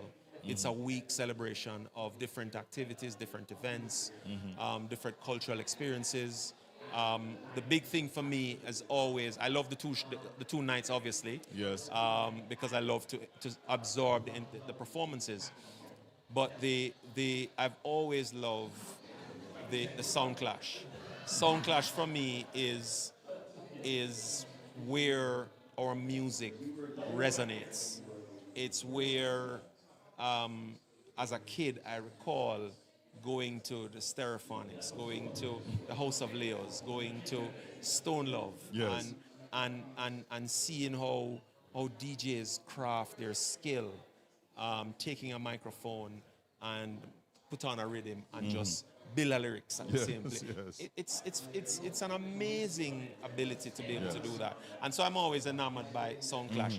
And I'm even more enamored when I see foreign nationals, the Japanese, the guys from Argentina, the guys from the United States, who come to Sound Clash to challenge the raw-born Jamaicans. Yes. And very often are having big success as well. And have big success. So yes. It's an interesting, always an interesting thing for me to just sit and soak up and listen and just laugh and have Yeah. fun. And it says a lot about our culture and the fact that it attracts so many participants and players from such a wide cross section of countries from around the world. We're looking forward to this year's festival, Donovan, and no doubt we'll be catching up with you there. Absolutely. And I want to thank you for dropping by our broadcast point. Congratulations again on all the successes Every time, and my blessings, my brother. Good to see you. All right, man. All right. Donovan White, ladies and gentlemen, the director of tourism here in Jamaica. Very important man in that office. And we're very happy to of course welcome him to our broadcast point. We're joined now by a gentleman who I'll ask to introduce himself. Good evening, my brother. How are you doing? Yes, sir. You're on. All right, Richie. If I can get a little bit more on that, Richie. Yeah, if audio check. If I can get a little bit more on that speaker, it would help me. All right. Thank you very much. All right, go ahead and introduce yourself. It's fluid. It's flowing like that. Yes, you know, we have to flow. So my Yes. name is Ricardo Comrie. I'm the brand and marketing director for Iberia Star Jamaica. For? Iberia Star Jamaica. Okay. How are you doing, my brother? I'm doing well. I'm doing well. I'm in good company. Well, you are indeed. I met your managing director earlier. Mr. David Lopez. Yes. Things like these, how important is it for your brand to have occasions like these here at this facility? It's important for brand and brand Jamaica, because oftentimes, you know, persons outside of the island, you know, see and hear different things that is not even Jamaica. And oftentimes persons think the entire Caribbean is Jamaica. But in Jamaica and in Iberia Star, you are safe. You can come, you can enjoy. We have 3 categories for the resort: Joya, Selections, and Wave. And you will have a wonderful time. So you can come here to Iberia Star, you can stay here. I know there's a partnership between us and Downtown to have transportation from the location to the event and back. So you don't have to worry, we have you covered. All right, I'm glad to hear that. We were very excited to hear that we're coming back here, because we know it's fine accommodations and good atmosphere. And we are fully immersed in what is going on this location. I hope that the season will be your best ever. David did indicate that the bookings are looking good. And, you know, he was even talking about the fact that it's over 10 years. Is it 15 years? No, we've been sponsoring for over 10 years. Right. And so from long time, we've also had the partnership, and we keep going it. So even this year, Iberia Star is big on sustainability, and part of the year for 2025 is our sustainability linkages between the party and us. For us, you know, no single-use plastic. We're making sure that there's, for even right in front of the resort now, that if you've been outside in the resort, we've just signed an MOU with the Ministry of Fisheries to have it as a official fishing sanctuary. So, you know, we have a coral nursery on board, and the fishermen just said, hey, what about us? So we said, you know what, come on board. So we also partner with them. We gave them boats, engines, we're training and development for them. So, you know, making sure that they can feed their families. So you catch the fish, we even buy back from them. Oh, good. And so, you know, it's an official sanctuary. And so we're making sure that, you know, the fishes are safe, the corals are safe, and it's continued training and development. So if there's some persons now who are training from the community to plant corals, how to plant corals, how to grow corals, to making sure that it's not just for this year, it's for years to come. Yes. Very, very good bit of information that you shared with us.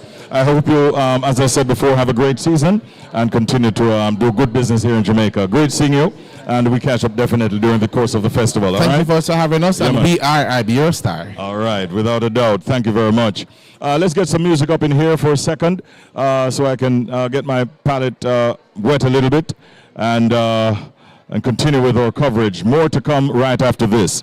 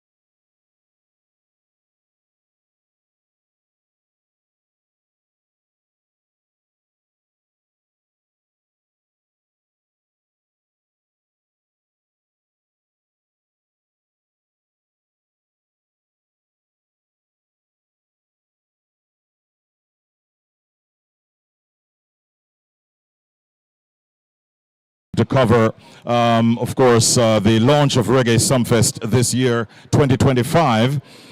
We are live on www.richiebradio.com. We are live on, of course, Roadblock Radio out of the tri-state area. We are also live on Roadblock Radio in South Florida. In the United Kingdom, we're being carried by silkradiouk.com, and out of Toronto, Canada, it is reggaenorthradio.com. Now, a member of Parliament here in St. James, he's the MP for South St. James, is here with us. Mr. Homer Davis is with us. Mr. Davis, how are you? Good evening and welcome.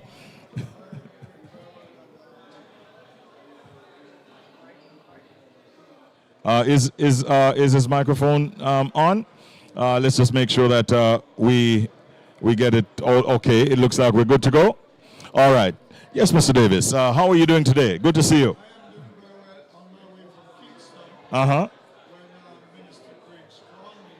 And asked me to represent her here. Okay. But I was on my way here also because I was invited here. In your own capacity. Yes, right. But I just, she said, Oma, you have to because we're in Parliament all day today. Okay. And for her to leave and come down and would have been difficult. It would be difficult on her. All right. So I'm here, representing her and also representing the people of St. James. As well? As well, yes, yes. Were you given the opportunity to make a presentation on her behalf? Yes, I read the minister's message. Okay. Yeah. And because of where I am, I would not have heard the message. Oh, no. But in a nutshell, MP, what is Minister Grange as Culture Minister? What message was she conveying in a nutshell? Well, she endorses the 32 years of Reggae Sumfest. She also encouraged the artists, look back at the history, just give an overview.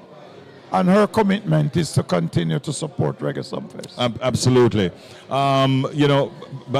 Babs is deep in the culture, as we all know. She's a great lady. Great lady indeed. Yes, yes.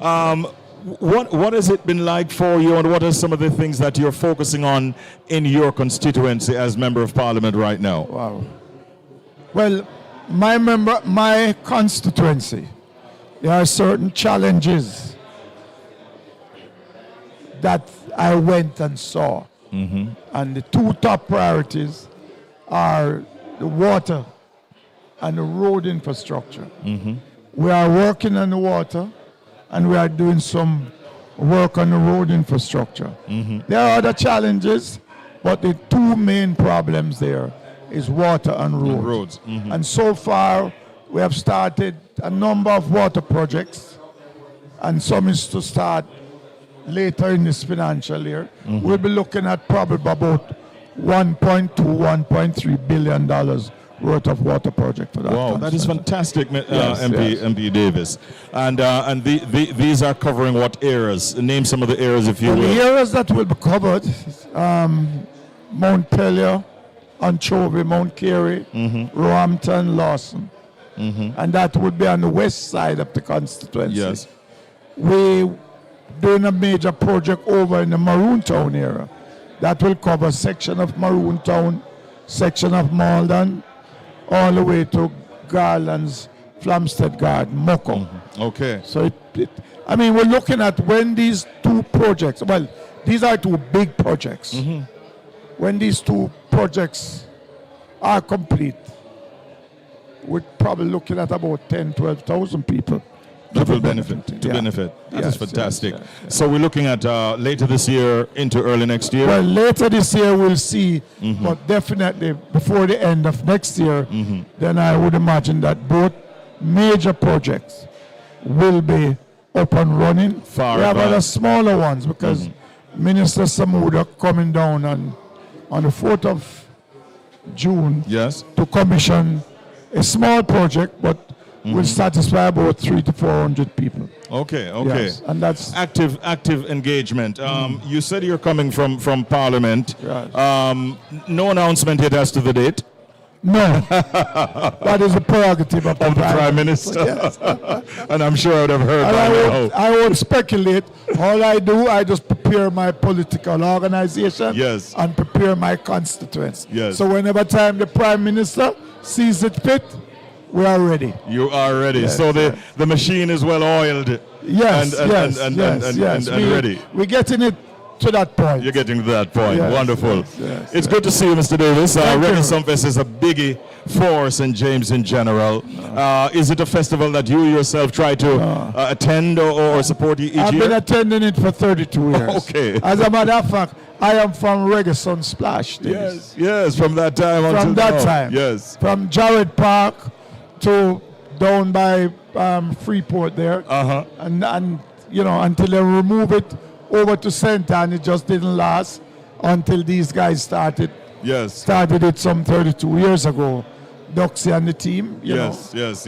Doxy Russell of blessed memory. Blessed memory. Yes, I spoke to him right here last year. Last year, yes. And he had some warm words for me because, you know, I MC the festival. He's a legend. He is a legend and He's is a legend of a guy, greatly believe missed. me. But we're so proud of the contributions that he's given. He has made his mark. Without a doubt. He has made his mark, you know. MP Omar Davis, good to see you. Yeah, man. Nice seeing you, Richard. I'll give my brother your regards. Tell him. All right. Take care. All the best. All the best to you, too. Good. All right. There you have it. He's a member of parliament here inside of Montego Bay. And look at who has joined me right now. Gabrielle Davis. Hi, Miss Davis. How are you? Hi, Richie. How are you? I'm good. doing well. Yeah, wonderful to see you. All right, how has the launch been? What has it been like? I was not able to go inside of the other room, but what have you been gleaning in terms of the excitement and the vibe and the preparations? To be honest, I just came back to Jamaica last year, and this is my first year back doing Reggae Sumfest as a DJ, because I've been a patron. But inside, it's been very insightful. I've had a moment to understand who the sponsors are, who to expect artist-wise and DJ-wise, and the energy is definitely up. The drinks are great, and so is the food. All right. Now, when you're behind the turntables or the microphone, right? What do people call you? DJ Gabby. DJ Gabby. Yes. When did you come up with this bright idea of becoming a DJ, and what has the experience been like for you so far? To be honest, I've always been interested in music, but it was a transition for me from a model and reality TV personality into DJing. It was something I always wanted to do, and I had time to really focus on it during the pandemic. So it wasn't really a bright idea. It was something that I took time, you know, to learn and network, and basically everything kind of connected. So you know, it's been such a great experience and a great journey for me, especially because I try to represent for the ladies. Yes. I try to play for the ladies and make sure that they're happy, you know. So that's the vibe I bring And to the it party. works, right? Yes. So does it require any different level of preparation for Reggae Sumfest compared to other events that you do? I would say it does, because it's a very diverse group of people that you're performing for, and they come from all over the world, versus me just being in Kingston playing for the local crowd and the people that I'm familiar with there. So I try to incorporate a lot more international Caribbean music into my sets, and to make sure that the ladies especially are happy. Especially the ladies feel welcome and happy. Yeah. But let me ask you, you are on a night when I think Tony Mataron is on. Yes, but Tony is more of a clash DJ versus me. So you're not the person who's taking him on. No. I just wanted to be clear. I think they have me opening for Molly, who is now trending for the Shake It to the Max song with Big time. Skilly Bank. Yes, so I'm trying to actually enhance that experience for her by introducing it, and hopefully they give me the room to do that. Yes. But I mean, we'll see. But that is the vision I have for the night, and kind of just to play on that vibe. Yeah. It is a good No clash for me No yet. clash for you, Gabby. But let's talk a little bit about Molly Okay. and how successful she is right now. Yeah. I was telling two of the members of the Sumfest team earlier that just today we got news that she has now entered the Billboard Hot 100 singles chart with a I remix. think they're at number 91. 91 Okay, on sorry. the Hot 100. My apologies. On the yes. Hot 100. Oh, because there are okay. several charts. Yes. But the Hot 100 is really the That big is a chart. very big accomplishment, and I Yeah. think that's that's a big accomplishment also for Shensia and Skilly Skilly Bang. Bang, indeed. So yeah, I'm very, very happy for all of them, and I look forward to more of their music because it gives me a chance to, you know, showcase it for people. Where do you see yourself as a female in the DJ game in the next, say, 5 years? That's such an interesting question that I get asked, but I mean, I would hope that I would be able to go on tour. Like, I see myself going on tour with a female DJ. I would also like to produce my own music so that I can have some originality and, you know, expand my brand more as a DJ and producer. So I would say that that's my focus for the next 5 years, to build my brand and expand in the music.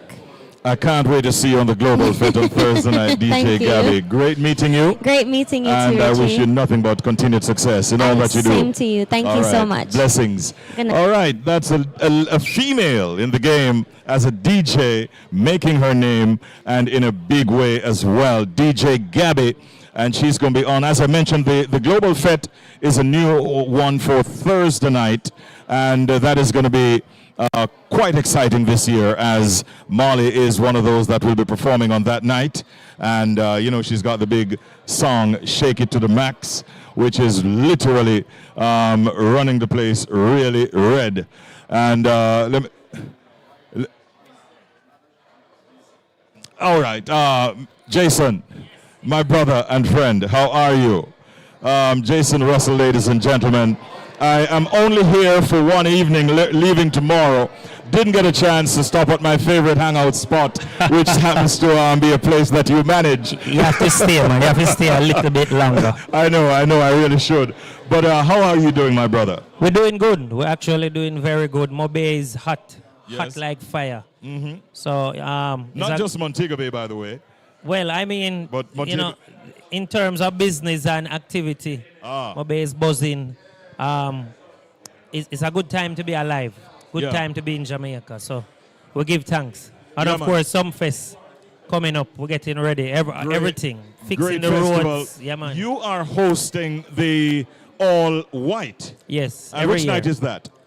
That is the third Tuesday night. That's a Tuesday night. That's a Tuesday night. Yeah. It is one of the stops that many people say they have to attend. You have a good, rich tradition with the all-white party. What are you looking at presenting this year? Anything different from what it has been? Well, we're rebuilding Pier 1 as we speak. We got damaged in a storm, and we're now currently rebuilding half of the place. Half of it got damaged. Mm-hmm. And we're in the latter parts of construction now. So we'll be unveiling basically a new Pier 1 for all-white. Okay. Yeah, and funny enough, All White has been the catalyst for most of our expansion. Mm-hmm. It's such a huge party that we've had to add deck space almost every year to accommodate All White. So we've added about 2,000 more square feet to accommodate such a huge event. Fantastic. And we expect we're going to probably pack it to capacity this year. Mm-hmm. Fantastic. Is the food still of the highest quality? Oh, God, man. Oh, we don't even need to talk about that. Pier 1 is still number one. Number one, indeed. So, yeah, but it's a rich tradition that you have. I have not seen you since Daddy passed. He was sitting in that very same chair last year, and got me very emotional by talking to me about the partnerships that we've had through the years at Reggae Sumfest, and congratulating me. I remember I said to him, because he was very impressed with what I'm doing in the radio with my own station. Right. And I remember I jokingly said to him, what I'm actually doing is using some of the fruits of my labor with Sumfest and investing in my own entity, and he found it quite funny. But you guys are keeping on the rich tradition, and I commend you all as a family. He's always been a fan of yours, you know, and man. you'd always make sure him do your interview. But yeah, I mean, I'm glad to be in the seat. Yes. It's a big shoe to fill, but he left enough material to build our own shoes, so we don't need to worry about that. And you know, I thank you for the support over the years and what you do. And big up. I mean, you know, what you're doing is now global, so we're not even worried about who listening is, where they're listening is a big deal. Such a fantastic open space, the wild world at our disposal. And we are doing syndicated radio, so we are into many markets in the diaspora, and it's a Right. good feeling. Jason, good to see you. Thank you, man. Wish you well with the event and also with your business and the expansion. And give my regards to the rest of the family. Thank you, man. Thanks for All having right. me. Our Good pleasure, luck. my brother. All right, that's Jason Russell, ladies and gentlemen. Big time businessman here in Montego Bay, member of the Russell family. Robert Russell, the former chairman of Reggae Sumfest, is his dad. And they maintain a lot of what he would have started back in the day. As he mentioned, his dad was really, I'd say, a fan of mine and always made me feel very welcome on the Sumfest stage. We want to take time to say big ups to DJ G Finger. I just saw your message, G Finger. Thank you very much for your note and also for allowing us to utilize some of the time that you would have been on the air presenting integration to provide listeners and viewers alike with coverage of the launch of Reggae Sumfest 2025. I'd also, in the same breath, like to say a big thank you to Rupi T of Roadblock Radio, who is also a good friend of mine. He allowed us to utilize his airtime so that we could do this broadcast. Rupi and myself, we go way back as veterans in the business, and we had no less expectation than strictly cooperation from him in this regard. On the other side, we'd like to say hello to our friends at Silk Radio UK, who no doubt would have given up, allowed a DJ or two to give up their time so we could do what we're doing. Mr. Howard McIntosh, well-known Jamaican businessman and larger-than-life personality, my good friend as well, is dropping by. Howard Big Mac, how you doing, my brother? Richie to the B. All is well? All is good, my friend. Yes, sir. I've had a positive entertainment day today. Yes? Yes, man. It started from earlier? Yes, because the Tourism Enhancement Fund, they have a series called the Event Playbook. And that's really to try and educate and inform persons about events and how to get the permits and everything, and they collaborate with the police and the fire brigade and the municipal corporations. And so I was one of the panelists and presenters at that earlier at San Souci in St. Mary. Okay. And then I came over to the Sumfest launch.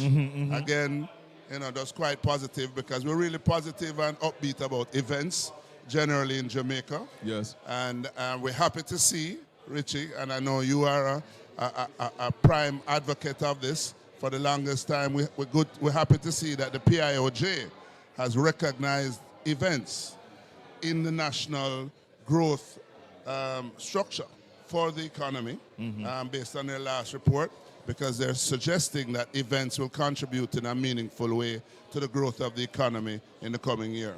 So that is major. That is major. Yes, indeed. And I don't want people to miss it. Yes. I know sometimes you know, you write things and they get missed, but for the first time, the PIOJ has written it and said they're going to be looking at it. Since your days, our days, yes, from a long time ago, part of what we've wanted is the events and entertainment to be measured so that we can have data-centric discussions, you know, discussions around data.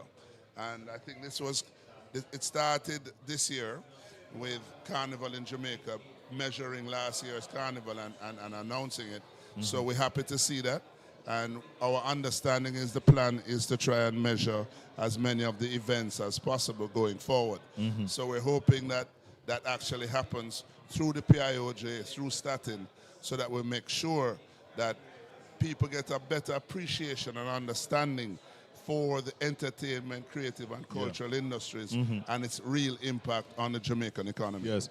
We have been seeing a host of successful events being staged locally, and that is very, very encouraging. I mean, whether it be soca, dancehall, reggae, We are getting a good run in terms of entertainment and the support for it right now. In 2022, we had about 14,000 events in Jamaica. In 2023, we had 25,000 events.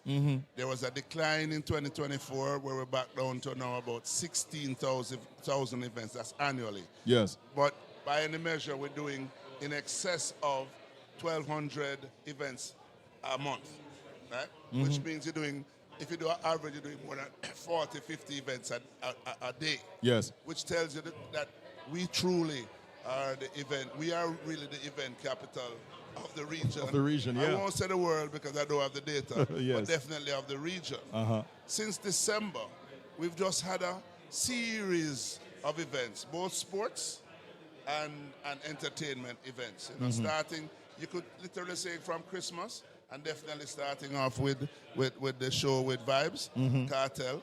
We've just had a series of great events successfully. You know, going on to Rebel, then we went into Reggae Month, then we went into Grand Slam track. We had Lionel Messi coming to Jamaica and just blowing up the whole place. Yeah, major then stuff. we had Champs, of course, and now we had Calabash this weekend. We had the Jamaica Premier League finals. Yes, and now I was there. And yeah, man, and that was exciting and yes. broadcast all over the world.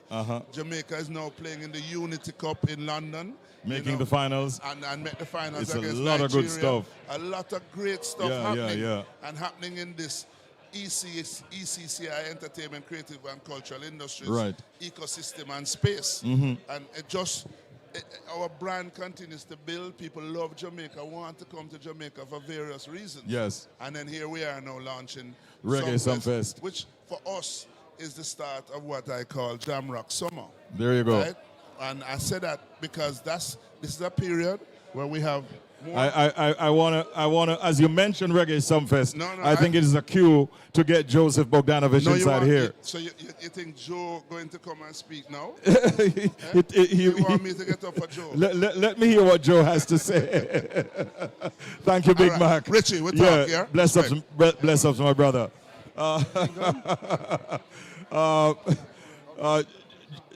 Mr. Bogdanovich, good evening, sir.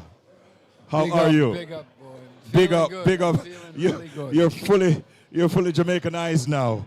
5 years ago, you'd never say big up, big up. Yeah, well, I didn't know what it meant. Maybe these days you can speak more patois than I can, Joe. Well, I have a lot of body language, you know? Yes. Cool. I sense an energy and a vibe. Yes. You seem very happy. Yeah. I don't know what's the reason, but I get the feeling that you're getting good energy from the people, from your ticket sales, and from what's going on for Reggae Sumfest. Tell us about that feeling. Well, the feeling comes from the team. We have a big team, and we work hard, and there's a lot of things, a lot of pressure to get things done on time. And it takes a lot of mental work to get it done on time or even get it done at all. And we're in the groove now. It's showtime. Yes. We're ready. When I spoke to Martin earlier, your production manager, I mean, he was saying that there is a blueprint, and so it is really a matter of just reactivating and then trying to tweak and make things even a little bit more better, so to speak, year in, year out, for a better experience for the patrons. And so it's almost like clockwork now for the team that you have in place, Joe. And we must commend you on being able to maintain this professional team that understands what is important and what needs to be done to make it such a fantastic festival. Well, you know, yeah, we have a team that understands pressure and how to make changes on the spot. But, you know, every year we change the bar. We lift the bar and we do things. It's not the same show. It's not the same kind of look, you know. Every year is different. When you see the look this year, oh, my God, you're going to go, wow. Wow, yeah. Yeah, again. Yes. And it's like every year, and that's like... You are aware that as the biggest festival in the region, many other countries in the region look to you and your product to see how they can improve theirs. Yeah, that's good. Is that something that makes you feel pressured in any way? No. No? No, I don't even think about it. You don't? No, not even think about it. I'm on to something else, you know? Yes. What are you most looking forward to this year? I mean, Tony Braxton has been added, and I know that generates a lot of excitement. Vibes Cartel is back after 14 years, first time in 14 years on a Reggae Sumfest stage. It is the 32nd anniversary of this great festival. What are you most looking forward to? Well, I'm looking forward to almost everything, but I can tell you I'm very much interested in the new generation reggae that's being on display with Protege and Leela Ike. Yes. I think they're going to do really, really well and surprise people. Mm-hmm. We have some very good reggae artists that precede them. And they're definitely strong, and you know they're wicked. You know, they got hard beats and they got a lot of culture in them, and they got a lot of hit songs. But when it comes to the new generation, yes, which is a whole other kind of vibe, is something that I'm looking forward to not only support but to see it. Mm-hmm. That's one. But the pre-events for me is something that we're really working hard because. Those are the things that we have the thing for the Family Fun Day on Monday, the 13th, and that's kind of Sunday. Sunday, yes. Excuse me, Sunday. Yes. And it's kind of a no-brainer. You give things for the kids, and we focus on health. We focus on health. We focus on getting free tests.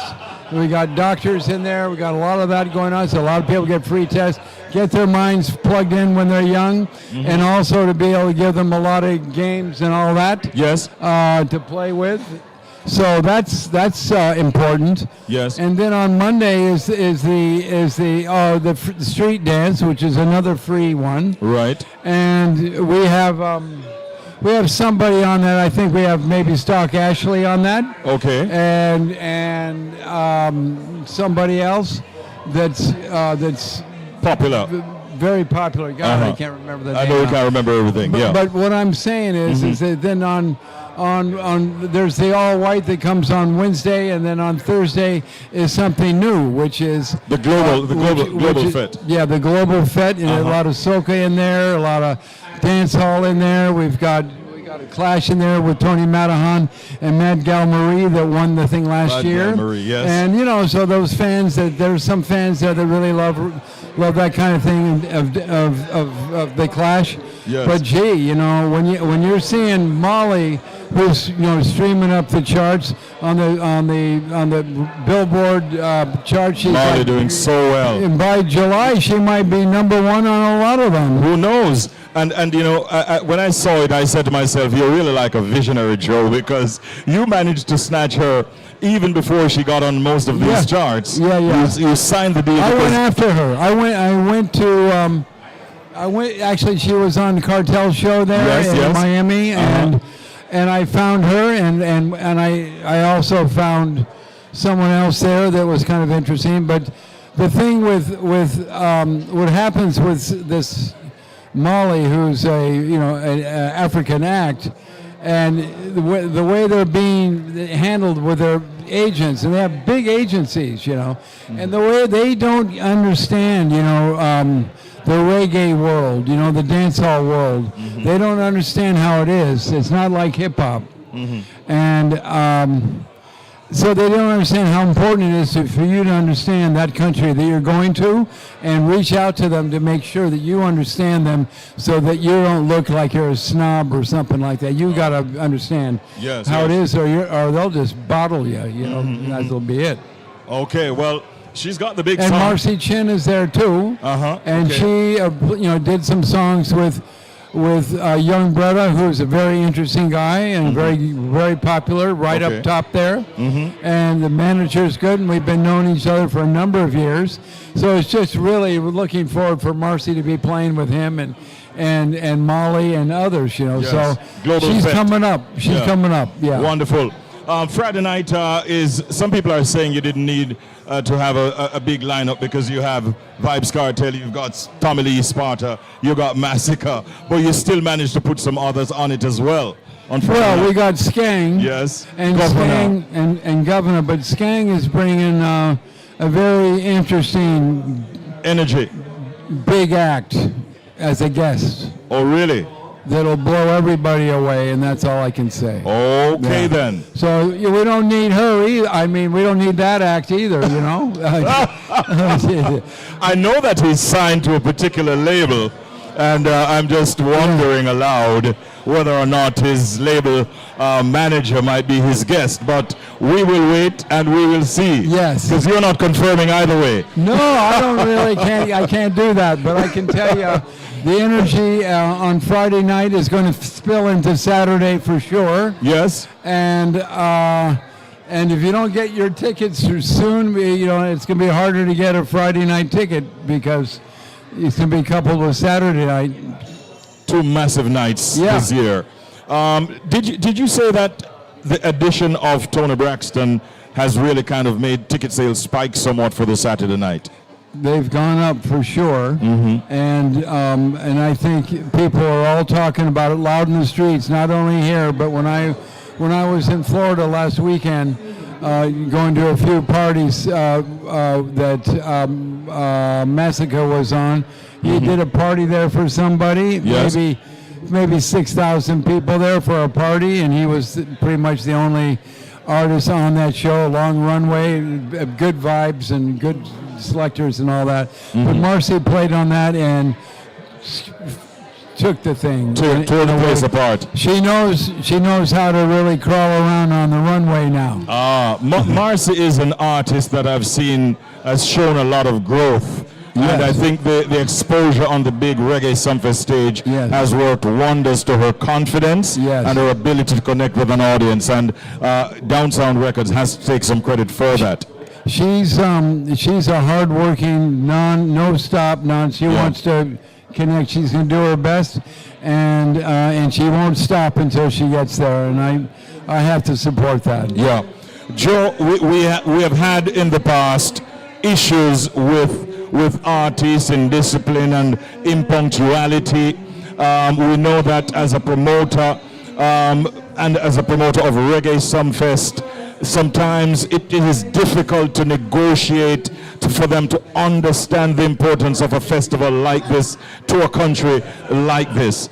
Has it been very challenging navigating through these particular areas? Well, very is a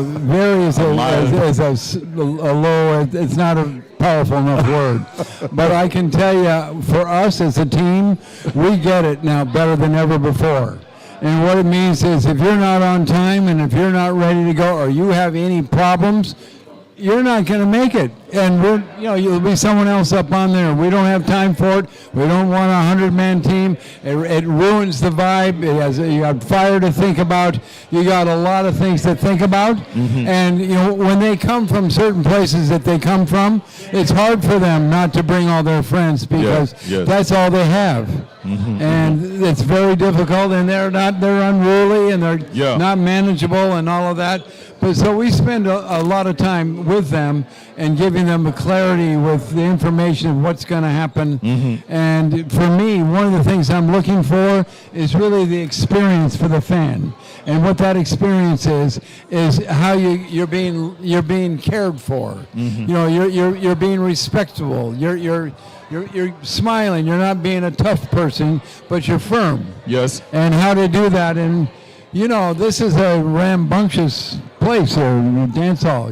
So it's rough. We have to get better, otherwise you'll never pass the airport. Absolutely. Well, you have a firm team working with you. I mean, artists need to understand, even if they have several persons in their entourage, not everybody is going to be able to go backstage, for instance. Some persons will have to stay in the audience and watch the show. Basic stuff like that we need to inculcate so that they understand. Well, let me tell you how that works. Yes. That comes out of the artist's pocket. He'll be deducted from his second half. So if you want all your friends, have me. We'll just, here you go. Fine. Yes. That's the way we're going to do it, because then they'll be maybe thinking about it. Yeah. Yeah.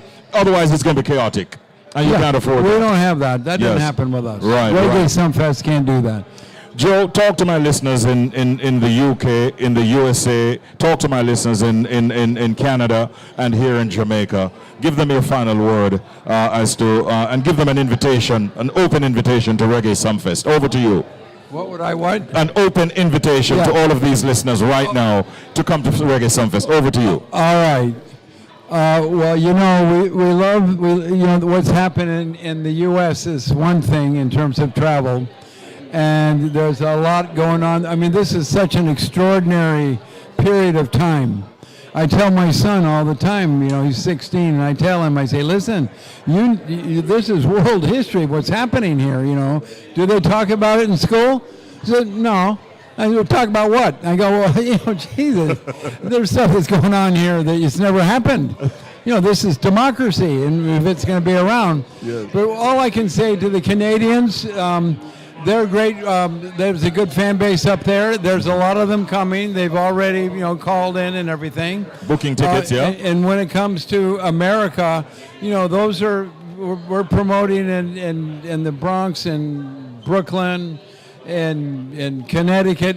We have, everyone knows about this, and they want to see not only the world boss, but this girl. Did I say Nikki? No, Tony. Yeah, Tony. You almost did. Yeah. You almost did. I didn't do anything. No, you didn't. I didn't do anything. We have it on tape. It's a tape. God's on a rape. I can't. All right, Joe. Listen, man. Congratulations on all you do. I'm happy to have been able to help you in so many different ways. You got me hoarse because of all the voicing I've been doing for your ads, but I'm happy that you're appreciating of that, and I look forward to broadcasting from several nights this year from the festival. Thank you for your invitation as always. Well, Richie, we've been working for years, and you've been always helpful. Yes, sir. And I like the way you look at talent coming up and how to nurture them, and I'm one of those. Thank you. All right, Joe. Thank you. That's a big compliment. Have a good night. All right. All right. Let me tell you something, man. Johnny Gorzong is here. I actually, Johnny is the first person I greeted on the location here at Iberia Star earlier this evening. We were entering the compound at the same time.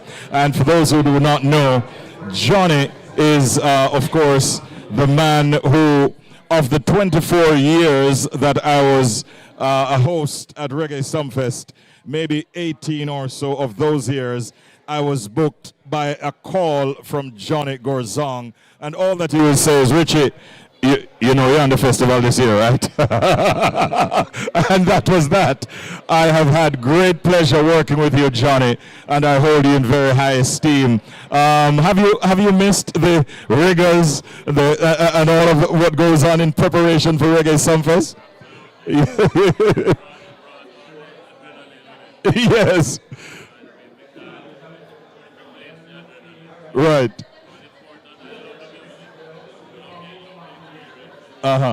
Yes? Yes.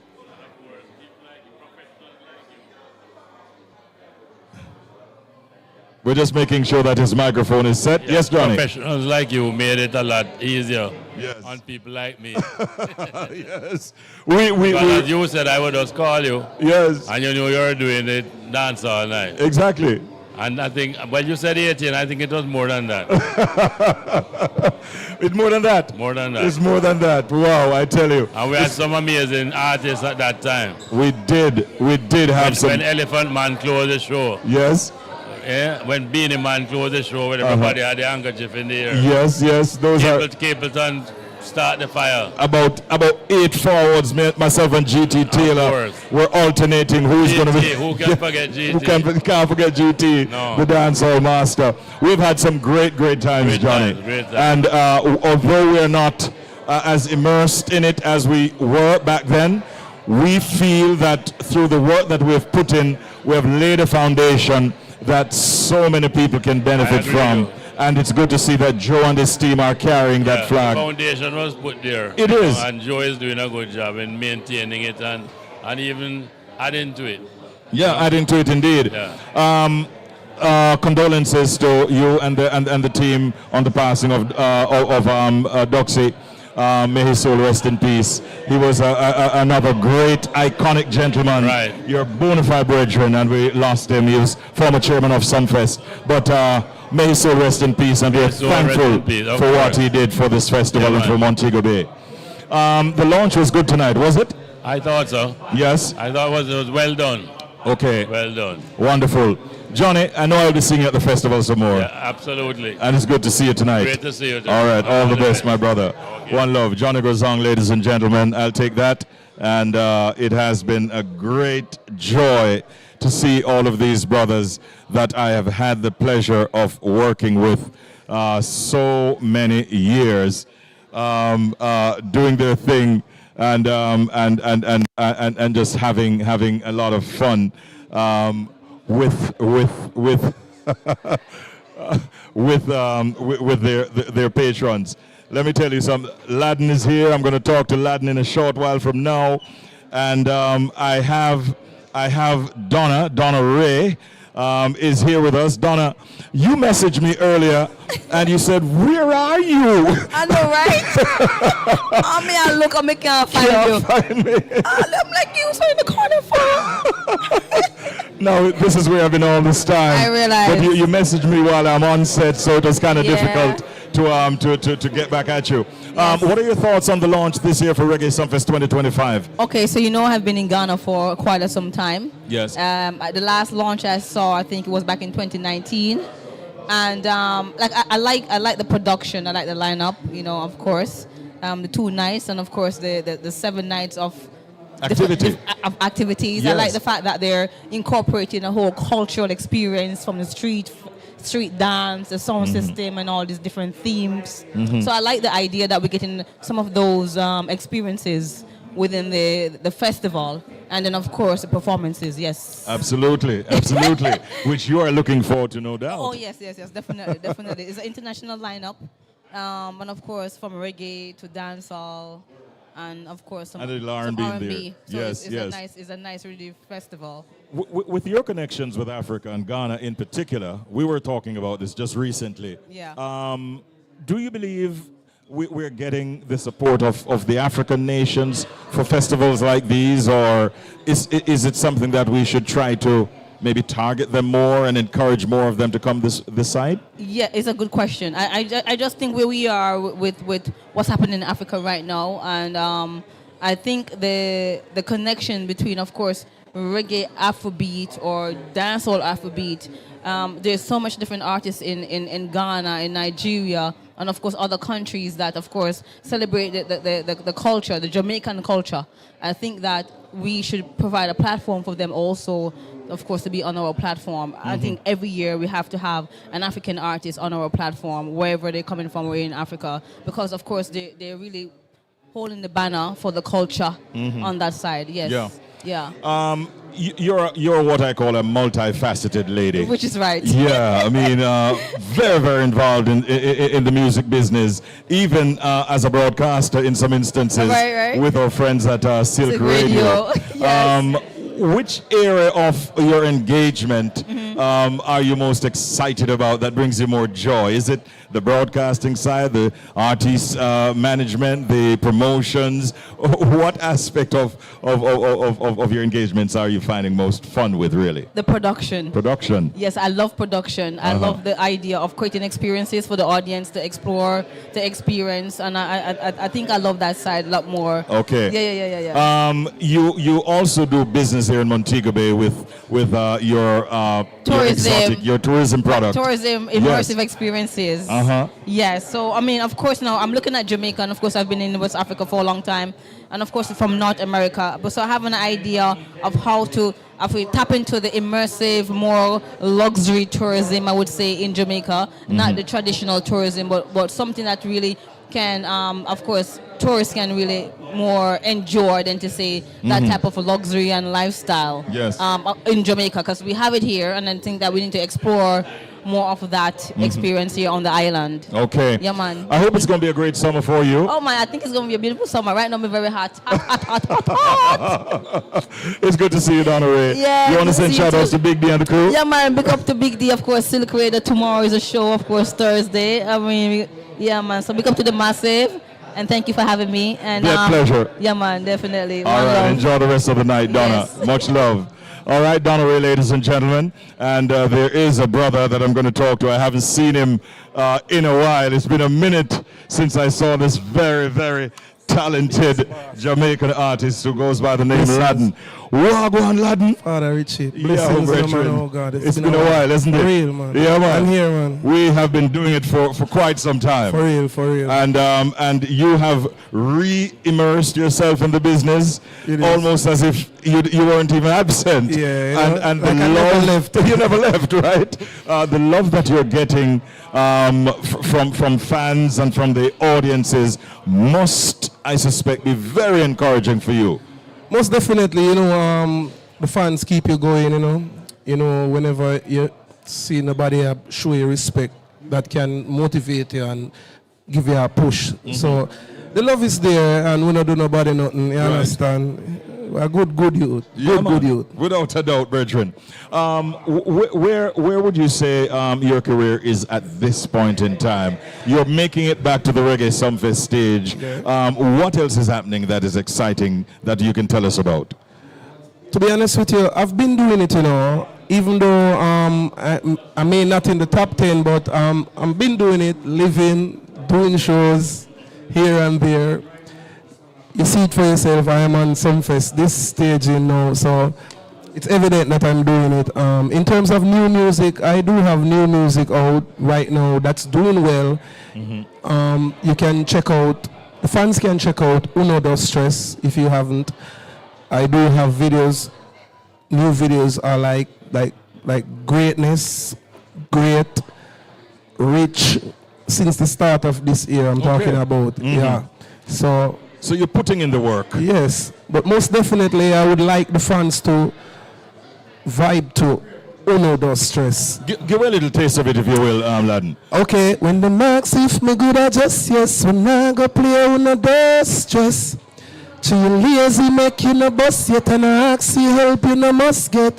Richie B, God help those who help themselves. Too strong, we never beg them strength. Move on, donkey lens them get. Richie B, see style. Some remember the good is like them senile. We go rougher than a seaside. Go and hustle and you see life. We Richie B dream for live. House nice scheme for big. The lobster greet the grill. They bad minds. All I want evil pill. Them never want to see Richie B win your Richie B. When the marks if you're good I just yes. When I go play Uno Dos Stress. No, sir. Yeah. Pull up that. Yeah, man. Yo, I've been in this business close to 40 years. Wow. I know a hit song when I hear a hit song. You got a hit on your hands, Ladden, trust me. That's what I'm telling you. Yes. I would love the fans to go and check out that one for me. Yeah, and I will for sure. Yes. I will for sure as well. Blast that on your program for yeah, me, man. please. Yeah, man, without a doubt. So you're excited to be on Reggae Sumfest this year? Super exciting. You know what is Reggae Sumfest? What it do for Jamaica, the whole culture over these years? Oh my God. If you're an artist from Jamaica and you don't want to dip on Sumfest, trust me, something wrong with you. You have to be excited. You have to be super excited, as a matter of fact, when it comes to Reggae Sumfest. Yes. And how's your preparation going along so far? I have so many songs. I have a small catalog where people love me for, take me all over the world. Right. I'm going to rehearse properly and come deliver. I just pray God give me the strength on that day for him in the best of health. Yes. Yeah, for deliver. Yeah. I have witnessed you locally and internationally performing. For your delivery, the way you construct your lyrics, makes you very unique in this game. I heard that a lot of times. And I think from where I sit, knowing the talent and how you connect with your audiences, Me a bet by your brethren. Straight up. Blessings, man. Straight Peter. up, Laden. Good to see you. Thank you for having me. Yeah, man. Anytime. Blessings, man. All right. That is Laden, ladies and gentlemen, here with us tonight on the launch here at Ibera Star. What a night it has been. It has been a great night, in all honesty. And we have to say thank you very much to Joe and the crew for having us.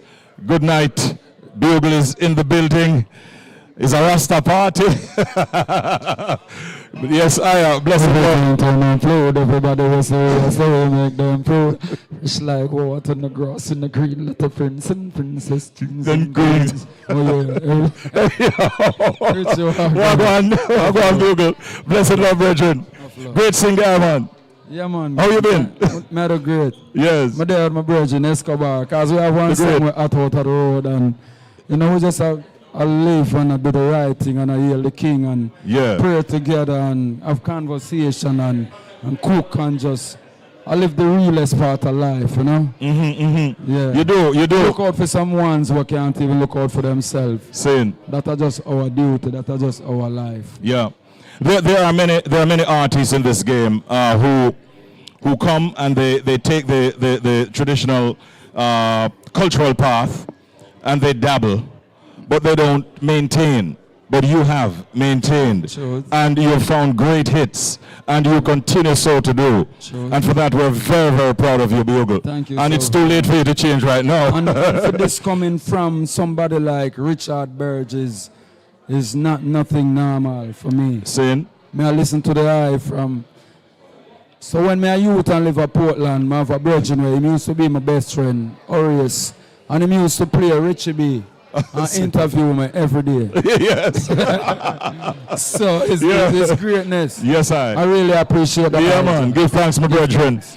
We know that a number of things have happened in your career. I soon talk with Escobar because when I grow up, I want to be like him. Never tell him about that. But you have done stuff which is immersing yourself in the game with more longevity. You have invested in a studio, for instance. Sure. What kind of difference has that made in terms of your productivity as an artist by having your own studio for yourself, Bugle? It allowed me to produce 5 albums with myself. And I keep growing from strength to strength. The last album I put out, Apex album, they have it as one of the best albums, not just from Bugle, but one of the best albums will come out of Jamaica.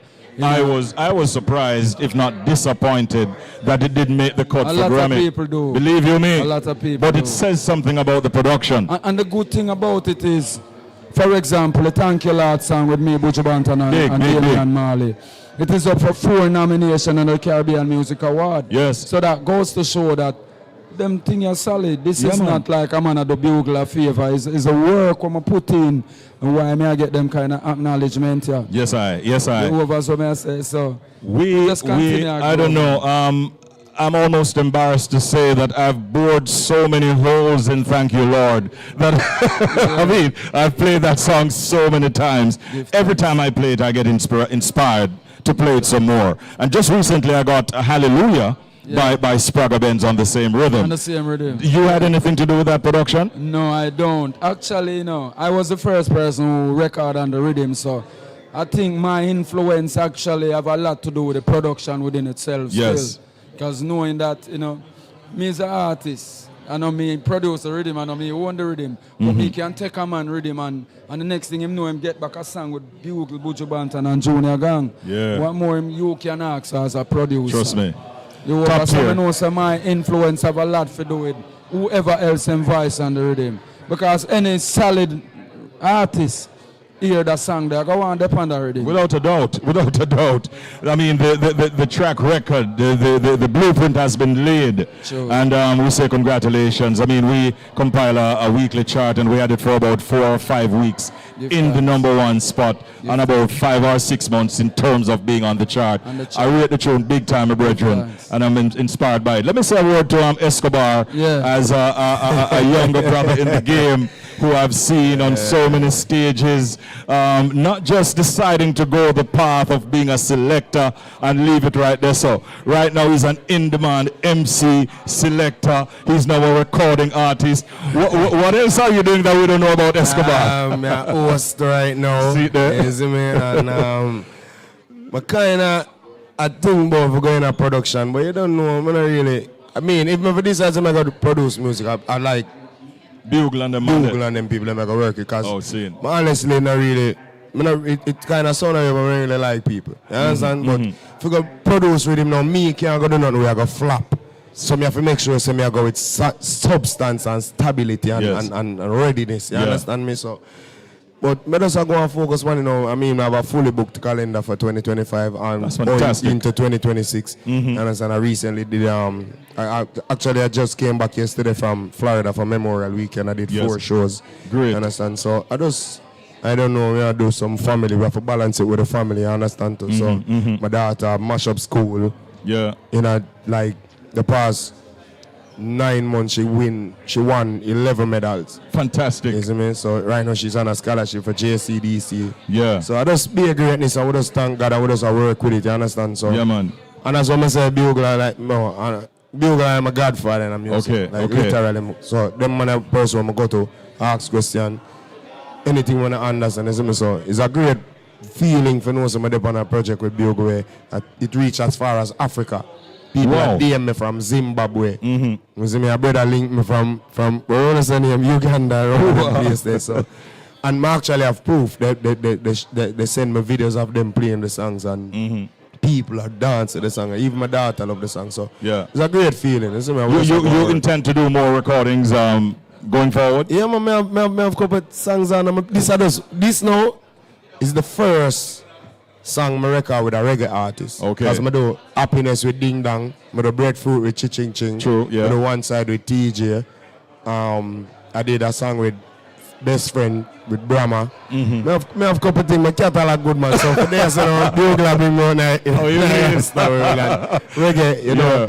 And it's good that you're making your presence felt in so many different areas in the industry. Yeah, because guess what, as a musician, and because me don't consider myself a selector, you know. I'm an entertainer, you understand? Yes. So I know for chameleonize myself, and when the duty they call, I just know some feel it to the best of my abilities. Yeah, man, yeah, man. I just greatness, man. Bishop, all the best to you, brethren. Great Yes, meeting you man. like this. Bugle, what are your plans for Reggae Sumfest? One Yes, question. Richie B, this, like, Richie B, from them time, No. So what you know? I think Richie be an old man with grey hair. No, from me, no. Hold on, no. Honestly speaking, no. Put fun and joke aside, reality in the nigga. From me a little boy, me a hear about Richie B. Me know, with the next one, 1, 2, 3, 4, 5, 6, 7, 8, 9, 10. Barry G. Out of all these years on radio, him. You know, a greatness, and I have to give thanks to music because I'm a youth that grew up and listen up on the radio. And for see me the writers that sit down and in front of your brother, it's a great feeling for me. Yes, sir. Give thanks for the yeah, man. Give thanks, my brethren. Bugle, it's a good vibe. Great vibe. And listen, man, what are your plans for Reggae Sumfest? Yeah. Just go deliver the song to the people them know and love. Yes. And as I always say, sometimes the people them get caught up in the moment when them see Bugle on the stage because that's when them realize how powerful Bugle catalog of its songs really is. And I look forward, figure, well, I vibes with the people them and deliver the music. You will. And I'm sure Jah will bless there. Give thanks, Bugle. Take care of yourself. One love. Escobar, great meeting, guys. Seen, sir? Every time, brethren. And no grey hairs on here. That is an interesting way to look at it. Hello, how are you? Great, thank you. It's so nice to see you.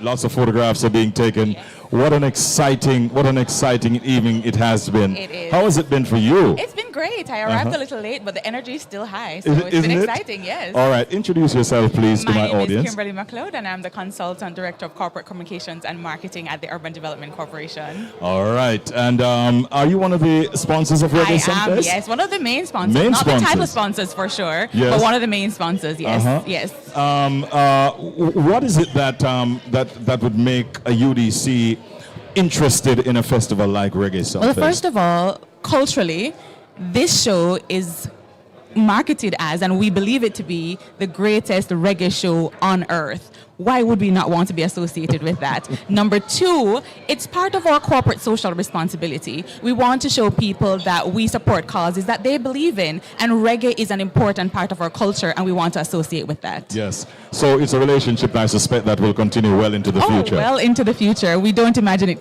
discontinuing anytime soon. Right. Outside of whatever support you provide, is there any specific ways that you make your presence felt on the festival itself that is visible to the audience? Yes. And immersive? Yes. So outside of just the mentions on stage and so forth, we do have a very active booth on the nights of Reggae Sumfest, mainly the main nights, the last 2 nights, and that is where we showcase what we do, the work of the UDC. So it's not just to sponsor for the sake of sponsoring, although we do that because we believe in it, but it's also an opportunity to show the nation what the Urban Development Corporation does. And if we have an audience online viewing and persons who are there, then it's an opportunity for us to say, a lot of people, for example, don't know that the Urban Development Corporation operates the Duns River, the world famous Duns River Falls, right? So that is something that we want to introduce people to. There are venues that we operate for events, Minnie Simpson, Laughing Waters, and so many other things that we're involved in. We're also involved in terms of we are the owners and operators of Harmony Beach Park, and we are building out the Portmore Resilience Park. So these are things that we want people to know that we're involved in, and we don't want to just be in the back doing the work. We want to be seen to be doing the work as well. And you know the concept, if a tree falls in the forest and nobody sees it, did it fall? So we just want to make sure that we're visibly doing the work that people expect us to do. Yes, and in all honesty, whenever we hear the name UDC, it's always major stuff we're talking. Yes. No, not at all, not at all. Yeah, you do big things. Yes, and one of the major things we did, we recently did a contract signing and a groundbreaking for the Raintree Commercial Complex, which is over there in Ferry Pen. So we want to invite investors, and even while we're at Sumfest, we're going to be showcasing the opportunities that are available for persons to come and invest. We're offering light manufacturing and industrial office spaces for persons to come in, and it is located along one of the major corridors. So it's one of those spaces that you do want to take advantage of. So we're going into housing, we are into corporate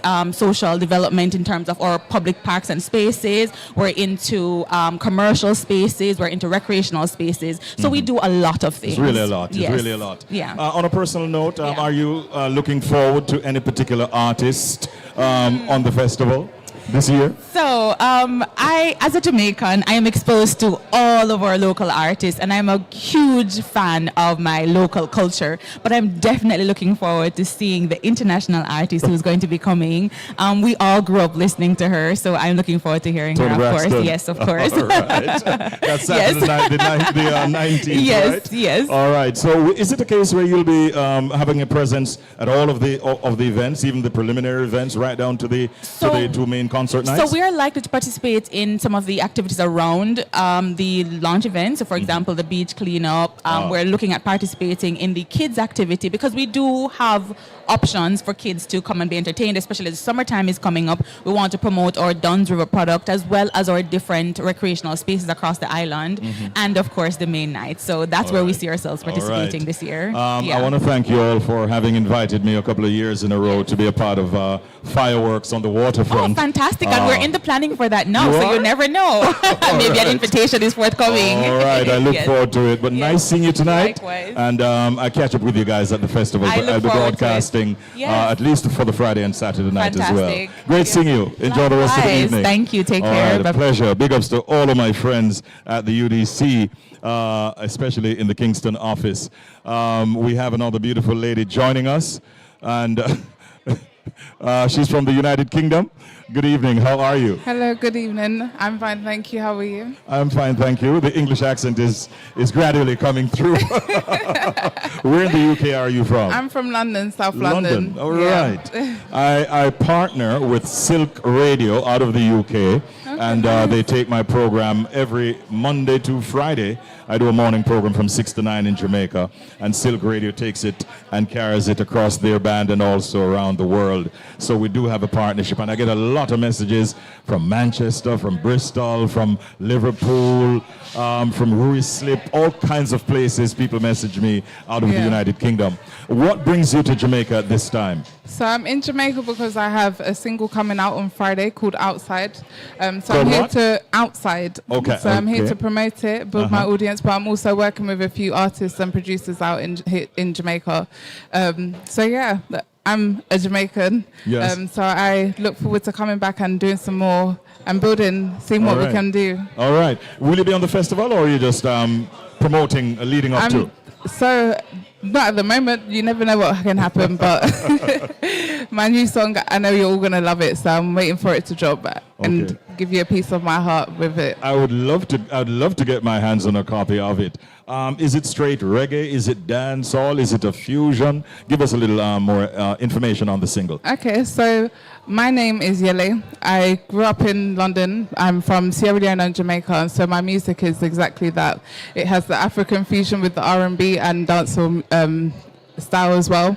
So this song is an Afro R&B song. Okay. That has the smooth vibes, harmonies, and lovely rhythms that just make you nice and chill when the sun hits, the music hits too. All right. Is this your first record? No, this is my debut single was released last month, and so this is my second release. And so I've got a lot of music coming up, and I'm really excited to just give the world my talent and let you just enjoy who I am for a bit. Wonderful. How important is the Jamaican market to an artist like yourself who is based in the United Kingdom?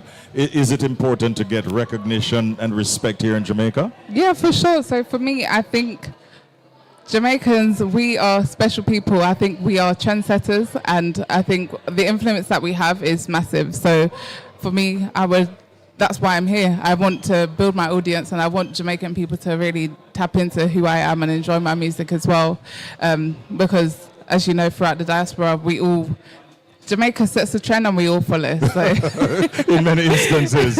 All right, so there just might be somebody listening who might know you in the UK.